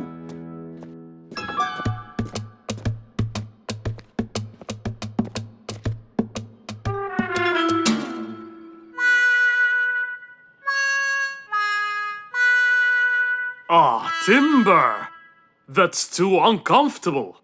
But Your Honor, it was made especially for you. Not good enough. With a sad look on his face, Timber went to call Mr. Fox and ask him for help. Meanwhile, Mr. Fox had just finished his morning exercises and was heading back home.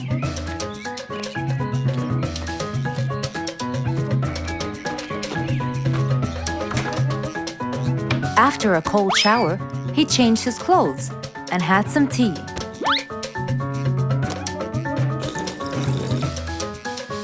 Then, he quickly read about the king's coronation in the newspaper.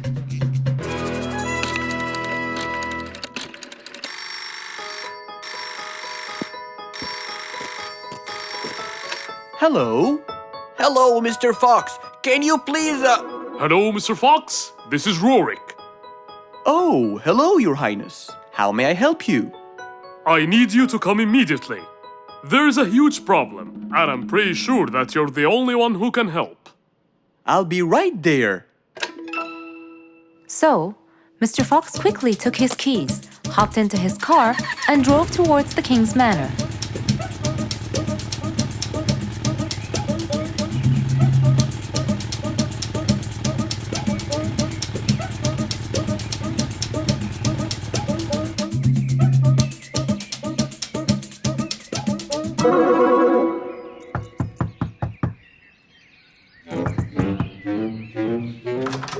Hello, Mr. Fox. One moment, please. Your Majesty, Mr. Fox has just arrived outside requesting an audience. Of course. Let him in. Come in, Mr. Fox. His Majesty is waiting for you.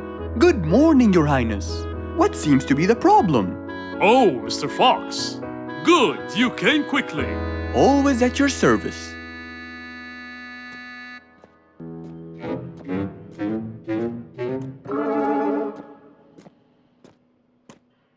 Well, I was at my coronation, and I thought I would check out my throne. But unfortunately, I felt too uncomfortable. Can you believe that I'm gonna rule the jungle on an uncomfortable throne? But I hear it was carved out of the best kind of stone. But it still hurts my back. Oh my! Anyway, I've decided to design my own throne. What a great idea! But I need your help to make it as soon as possible. It will be my pleasure, Your Highness.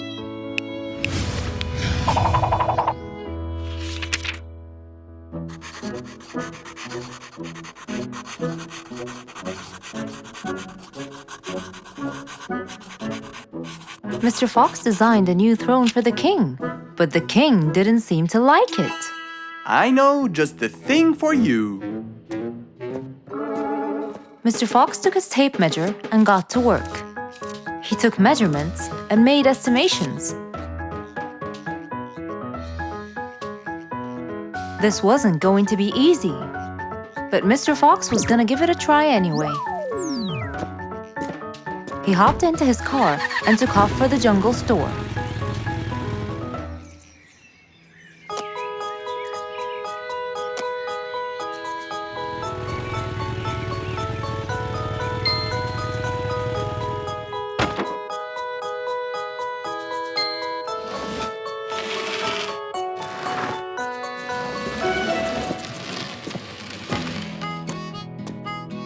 All done. Can you please try it now? Wow! That's exactly what I wanted. Glad you liked it, Your Highness.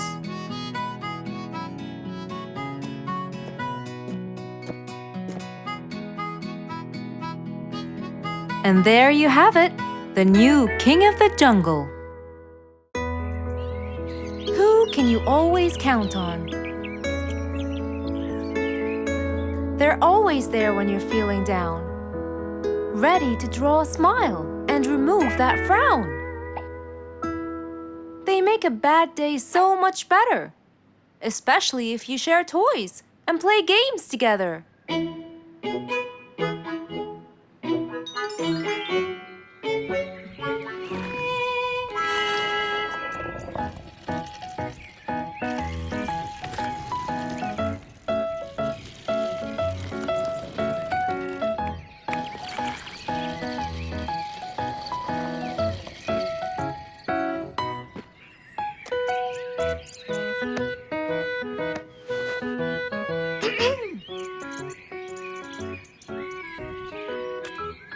Mr. Sherlock Fluffs?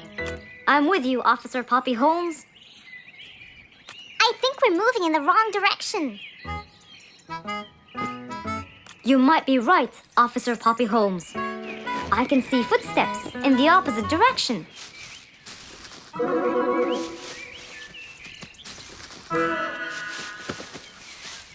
Officer Sherlock Fluffs.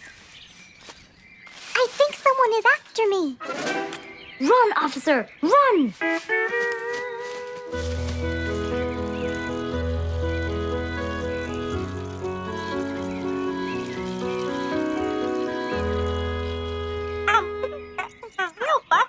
What do you mean? Poppy! Poppy! You there?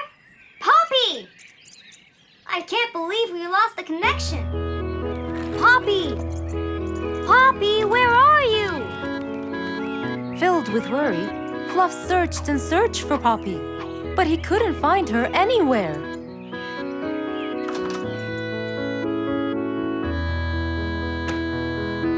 Hey there, Fluffy.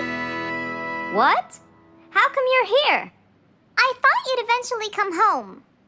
What happened to your walkie-talkie? It's not working. But we just got it. I know. I was looking everywhere for you. Aw, Fluffsy, were you worried about me? Stop it. We need to fix this thing. Do you have any idea how? Hello? You're the smart one. But I'm not much into technology. You know that. At least take a look at it. I did, before you came. I got nothing, really. Should we go over to Mr. Fox? I think we should. Let me change first.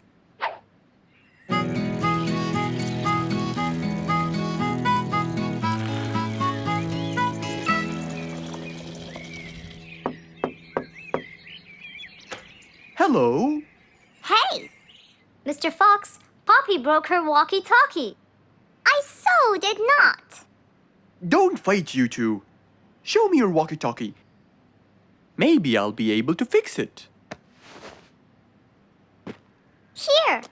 But I promise I didn't break it. I'll go to the workshop and see what's wrong with it. Thank you, Mr. Fox. Sure. You really think I broke it? Why else would it stop working? But I didn't. Well, I kind of think you did. You're unbelievable.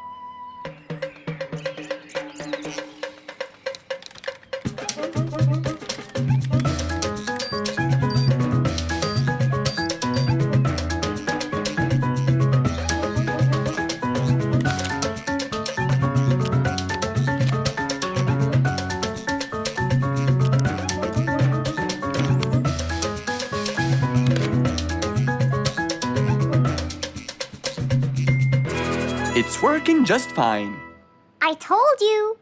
Well, it wasn't before. I tried it. I know it wasn't, but now it is. See, Poppy, you did break it. And Mr. Fox fixed it. It wasn't broken, Fluffs. It just ran out of batteries. I'm sorry, Pops. Never mind. I was worried about you, though. I know. I have a wonderful brother. Brothers and sisters may fight every now and then, but at the end of the day, they're still best friends.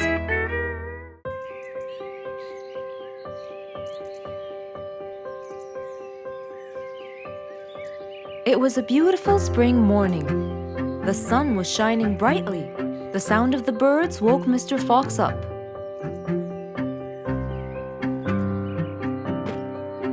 He changed his shirt, put on his tie, and his vest.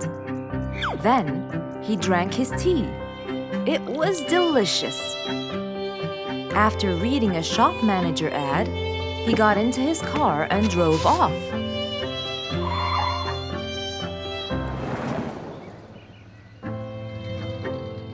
Meanwhile, little Bingo Monkey was riding his bike through the jungle. He was having loads of fun, but suddenly the bike slipped and little Bingo fell off. Are you okay, Bingo? Hang on, I'm coming. Yes, Mr. Fox, but my bike isn't. Oh, it looks like there's a problem with the tire. Don't worry, Bingo. I'm going to help you. Bingo, can you help me count how many nails I need? Of course. Here's 1, 2, 3, 4, 5, 6, 7, 8, 9. I think there are 9, Mr. Fox. Okay, Bingo. Let me count how many I have in my toolbox. 1, 2, 3, 4, 5, 6, 7, 8, 9. I'll get one more just in case he miscounted. So 9 plus 1. We need 10 nails. That's easy.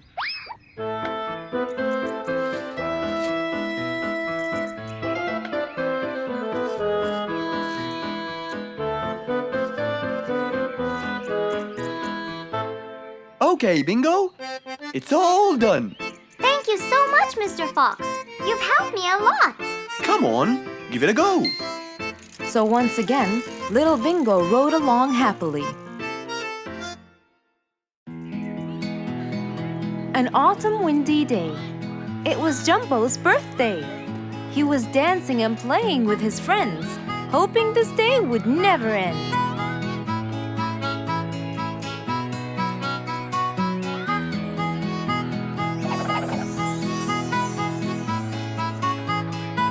Everyone ran to hide all the same, but Jumbo slipped and fell. And that was the end of the game. All the animals heard the fall, but Mommy Jumbo ran before them all. Jumbo!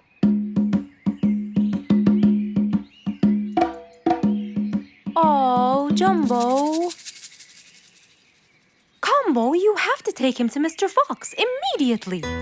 So, without further delay, off to Mr. Fox's house they hurried away.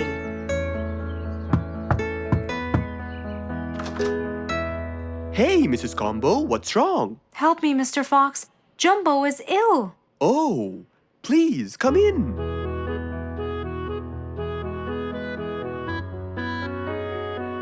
You look cold, Jumbo.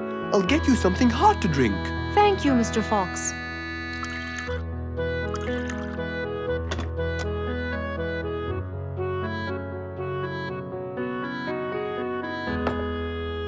We were celebrating Jumbo's birthday.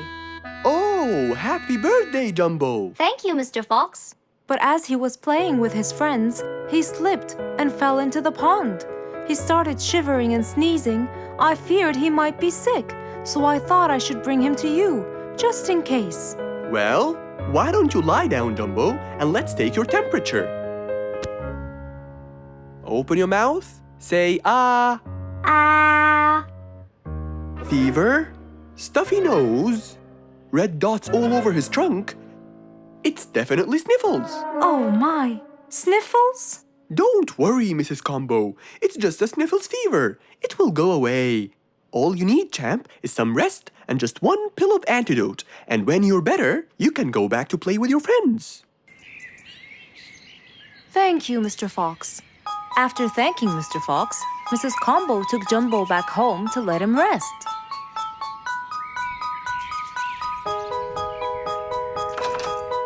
All right, Jumbo. Now all you need to do is follow Mr. Fox's advice and keep Mr. Thermometer under Under my tongue? To find out if I'm all better so I can go outside and play with my friends? But first, you gotta Keep my thermometer in my mouth? right, son. You can count on me. Now, you'll stay put and oh, sorry. Call me when it beeps.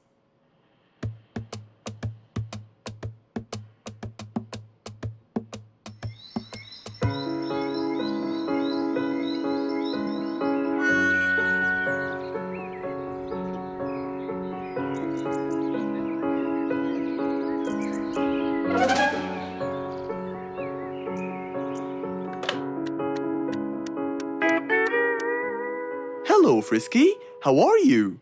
Hi, Mr. Fox. Roo and I were playing and I'm about to win. Listen, Frisky, I'm going to visit Jumbo now and check on him.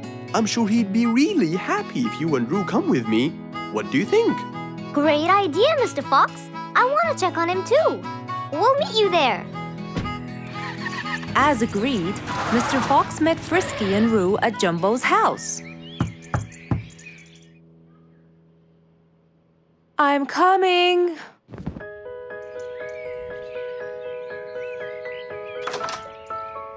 Hello, Mrs. Combo. We came to check on Jumbo.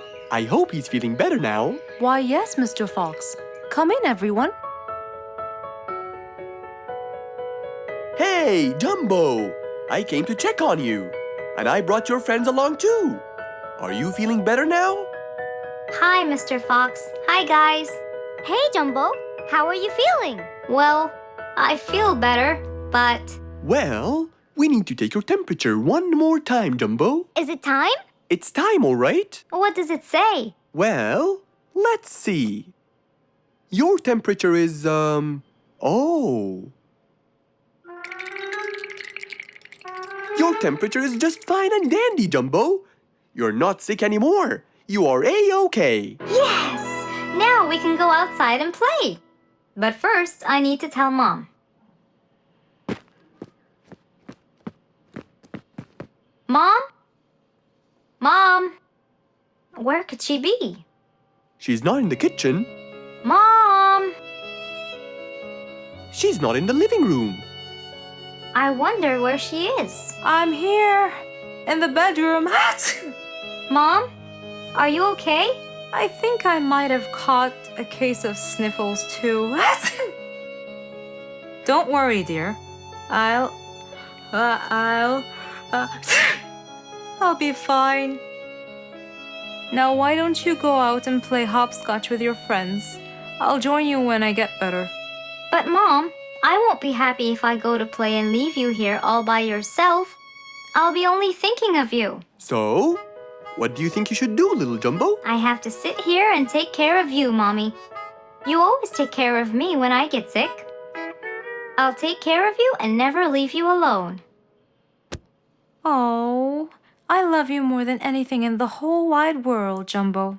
Now it's time to take your temperature. Right, Mr. Fox? You're absolutely right, Jumbo. So rather than go out to play, by his mother's side, he decided to stay.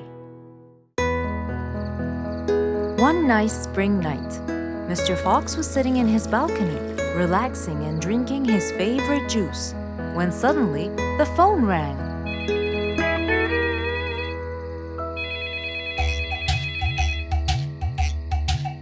He wondered who would be calling him this time of night.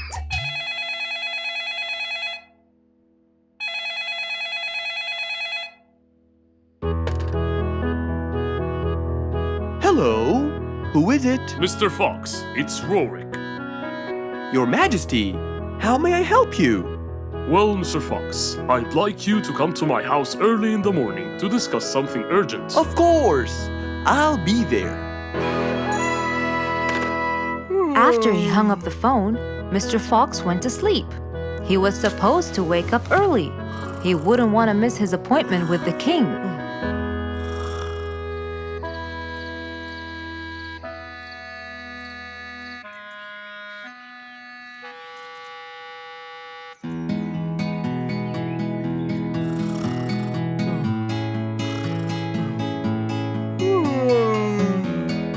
Early next morning, Mr. Fox woke up and went to wash his face.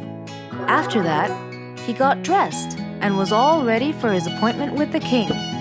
He got into his car and drove off.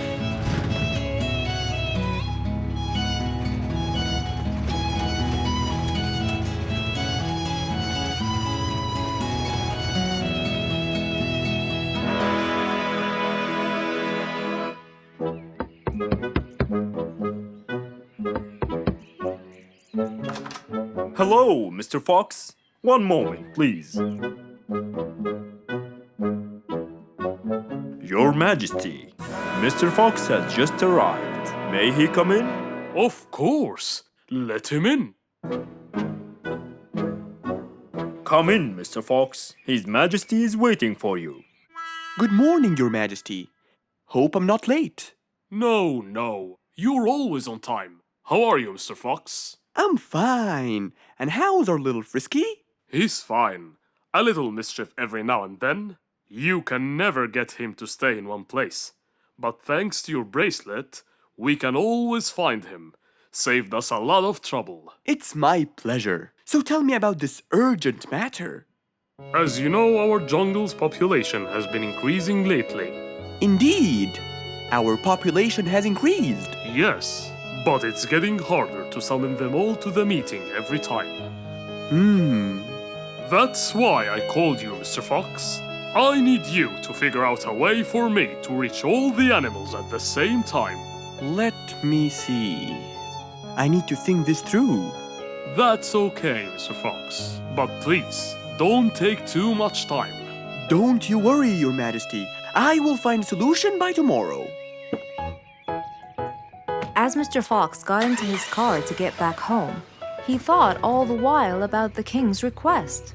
How could he help the king with his problem? With everything else Mr. Fox has faced, this might be a slightly bigger challenge for him.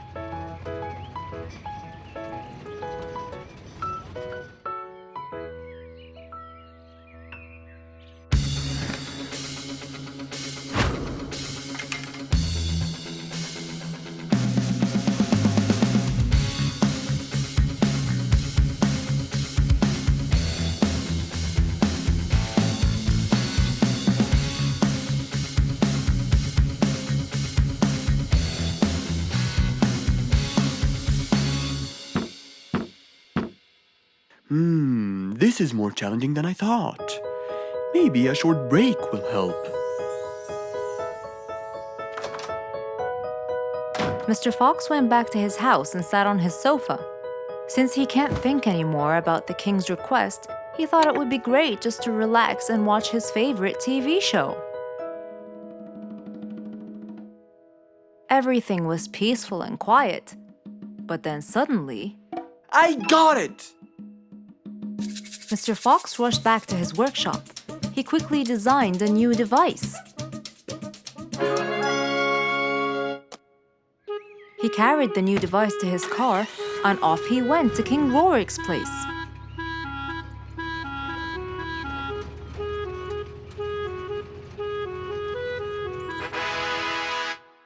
Mr. Fox, I thought you were coming tomorrow. Did you solve my problem? Yes, Your Majesty. This is a solution to your problem. That's great! But what's that, Mr. Fox?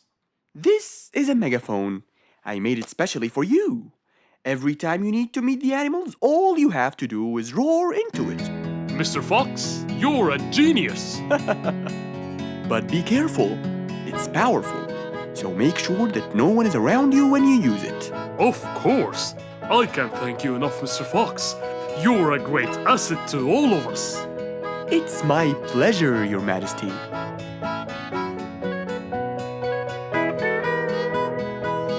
Goodbye, Mr. Fox. Mr. Fox got into his car and waved goodbye to the king.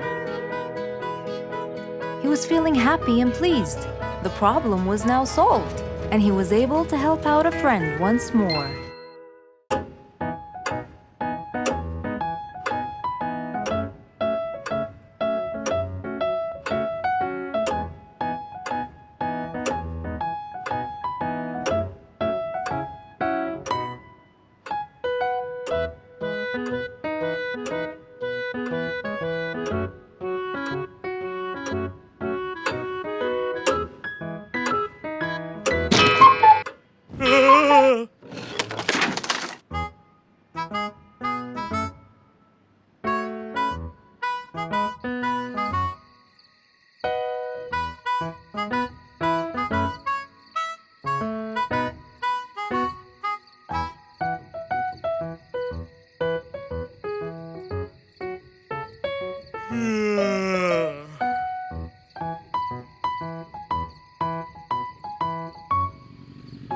It was past midnight.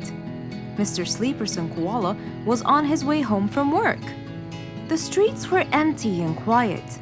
he was falling asleep. He tried really hard to keep his eyes open, when suddenly the car stopped for no reason. And Mr. Sleeperson didn't wake up, as if it was the hibernation season.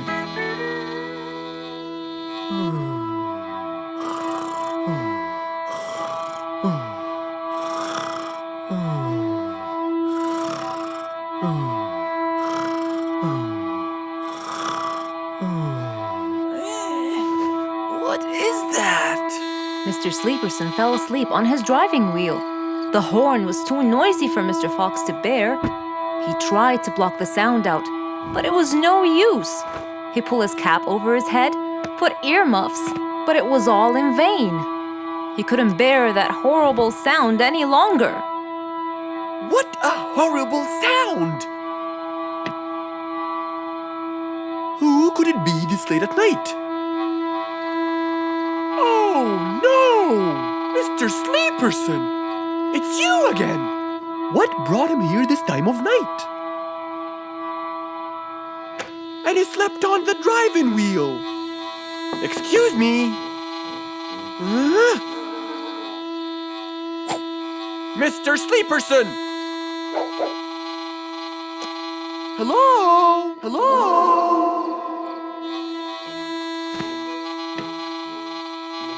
Oh, that's enough! What? Where? What time is it? It's 2 in the morning. And you fell asleep on your driving wheel in front of my house. Oh, Mr. Fox. Hello. Oh my, it's 2 a.m. Oh, you noticed? So how can I help you, Mr. Fox? Help me? Help me? You're the one in front of my house. What am I doing here? I don't know. You tell me. I was fast asleep when I woke up to that horrible sound of your noisy horn. Oops. Sorry.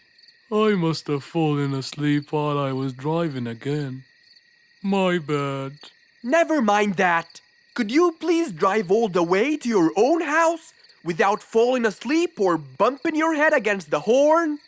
Oh, sure, Mr. Fox. Have a good night. Good night. But as Mr. Sleeperson tried to start the car, it wouldn't start. Huh? Oh, man! Oh, Mr. Fox, wait! Help! Now what? The car won't start. Is that so? Can you check it for me, please? Of course! Mr. Fox walked back to the car and started to check it out.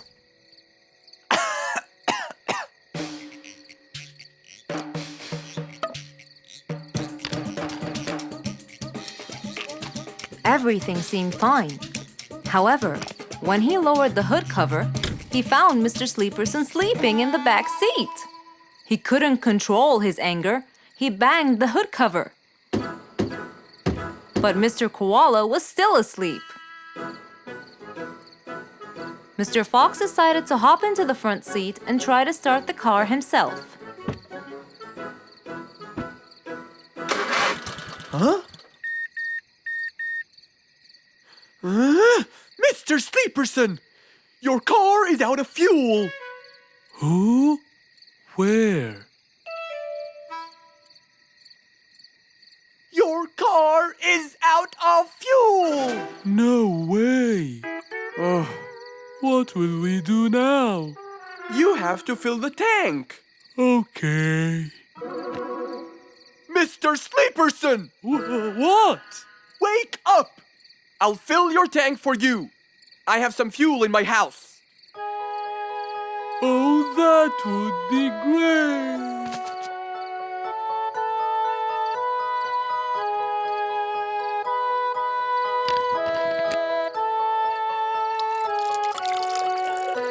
Mr. Sleeperson, it's all done. You can go home now. Oh, thank you. Thank you so much. You're welcome.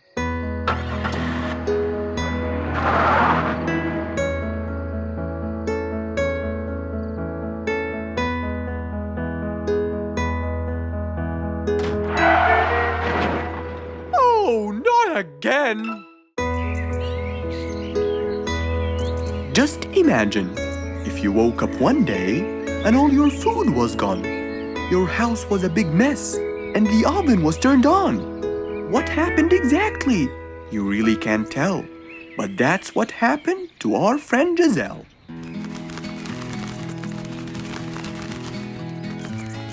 It was a lovely morning, just like all others. But when Giselle arrived, she was burdened with troubles.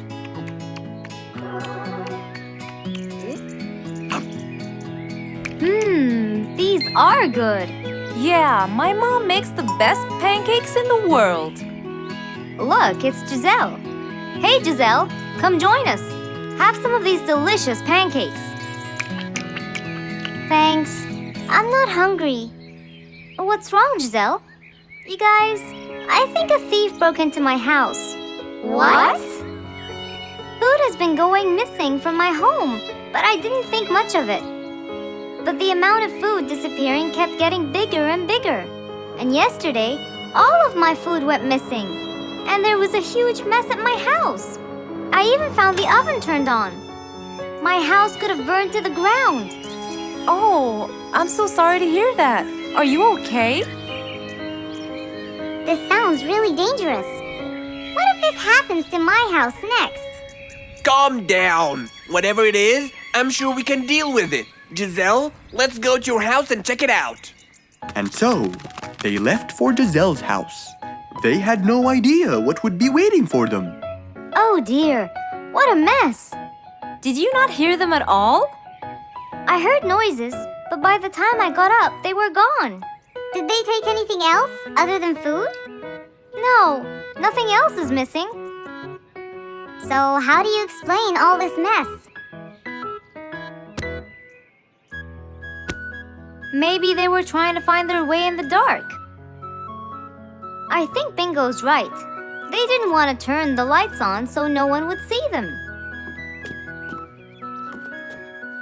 Yes, but there are more important things. A thief had been here last night, and I don't think Giselle had time to worry about all the dishes. You're right. These are not mine. I didn't use these. That means that whoever was here didn't just steal the food. They ate it all here. That would explain why the oven was on. They cooked. Okay, calm down. We'll figure out a plan to catch them. But first, let's clean everything up. They started cleaning the house, trying to help their poor friend out, while being so worried about what's going to happen next. Any idea how we're going to catch them? I have an idea. We'll have a neighborhood watch. You know, we'll stay up around the house so we can catch them as soon as they come near. Sounds great. Giselle, why don't you go and get some sleep? We'll take care of it. Thanks, guys. They all sat in anticipation, ready to jump on the thief without any hesitation. But hours passed by with no one in sight. They started to become very, very tired. Does anybody else feel a little bit sleepy? Yeah, and cold, and a little hungry.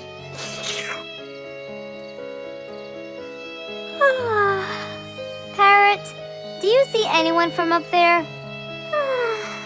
No, no one's around. Guys, you can go home. I'll stay here for the rest of the night. I'm not tired.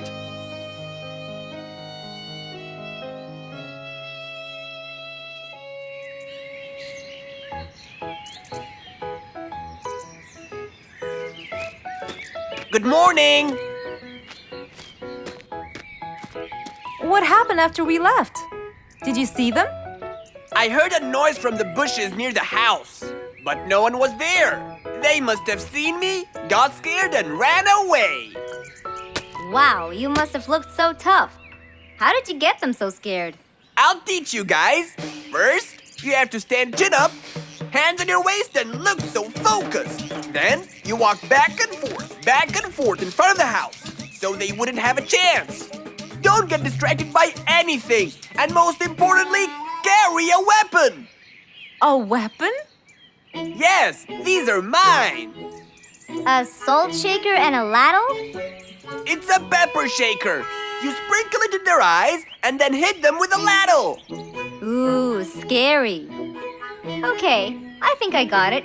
I'm going to be on neighborhood watch duty tonight. I'll go get ready. See you all later. And so, with a big responsibility to bear, Bingo guarded the house, steady and aware.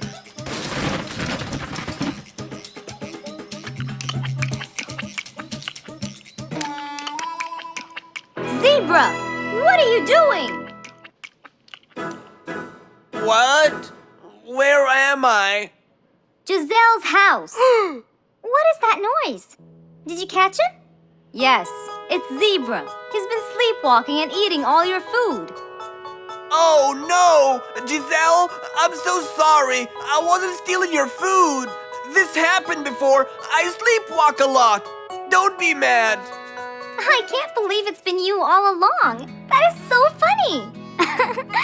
You're not going to tell everyone about it, are you? If she doesn't, I will. I knew you couldn't scare a thief away with a ladle. You could! You know what? I'm just happy Giselle is safe. I'll just go home now. I need some sleep.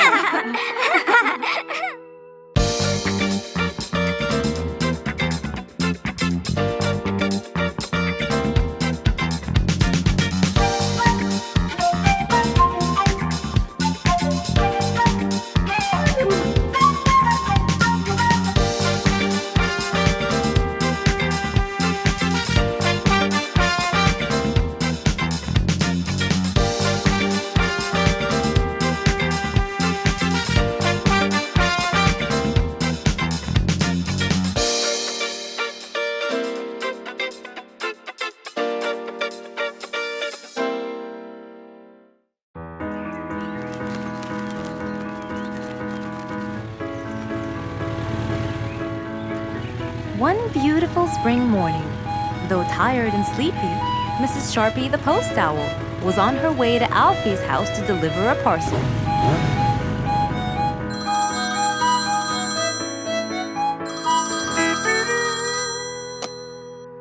This is Alfie. Who is it?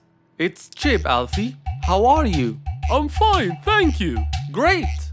I sent you the new sheet music, which you have to rehearse. Of course. I will as soon as it arrives. As soon as Alfie hung up the phone, he heard a knock on the door. Good morning, Mr. Alfie. I have a parcel for you from Mr. Chip. Oh, thanks, Sharpie. I better start. Alfie took the parcel and got out the sheets. And then he went off to practice.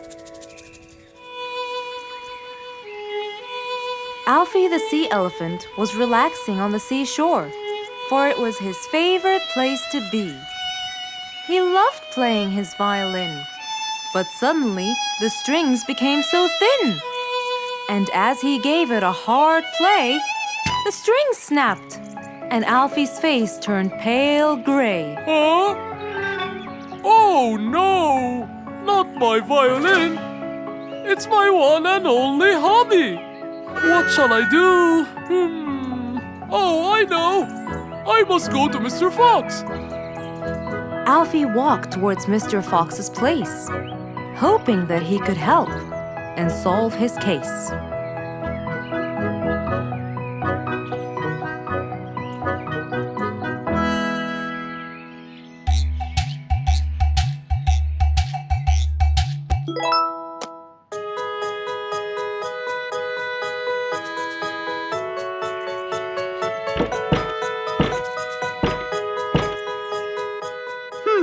I wonder who?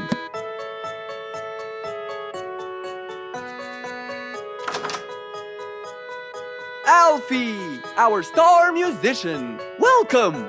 Come on in. Thank you, Mr. Fox. Have a seat. would you like some lemonade? Yes, please, Mr. Fox.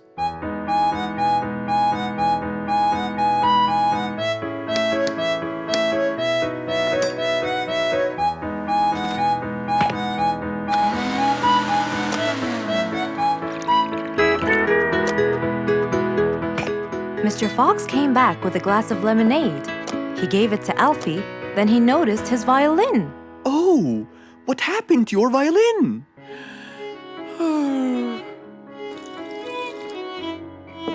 I was playing by the seaside, and suddenly the string snapped.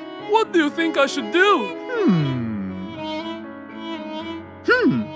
Well, we can simply buy some new strings and change them.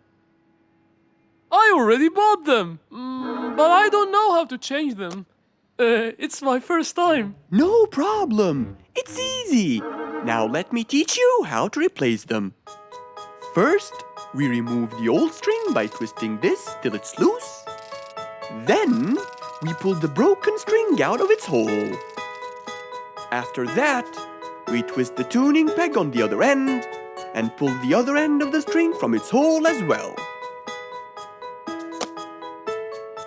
See? Now the whole string is out. We insert the thin end of the new string into the hole of the tuning peg. Then, bend the string around the hole like that and fix its other end into the other hole.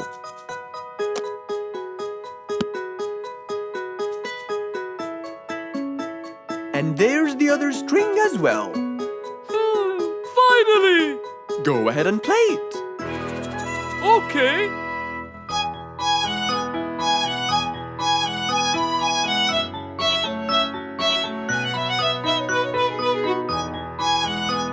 With his violin finally fixed, Alfie walked out the door. He went back to play on his favorite seashore.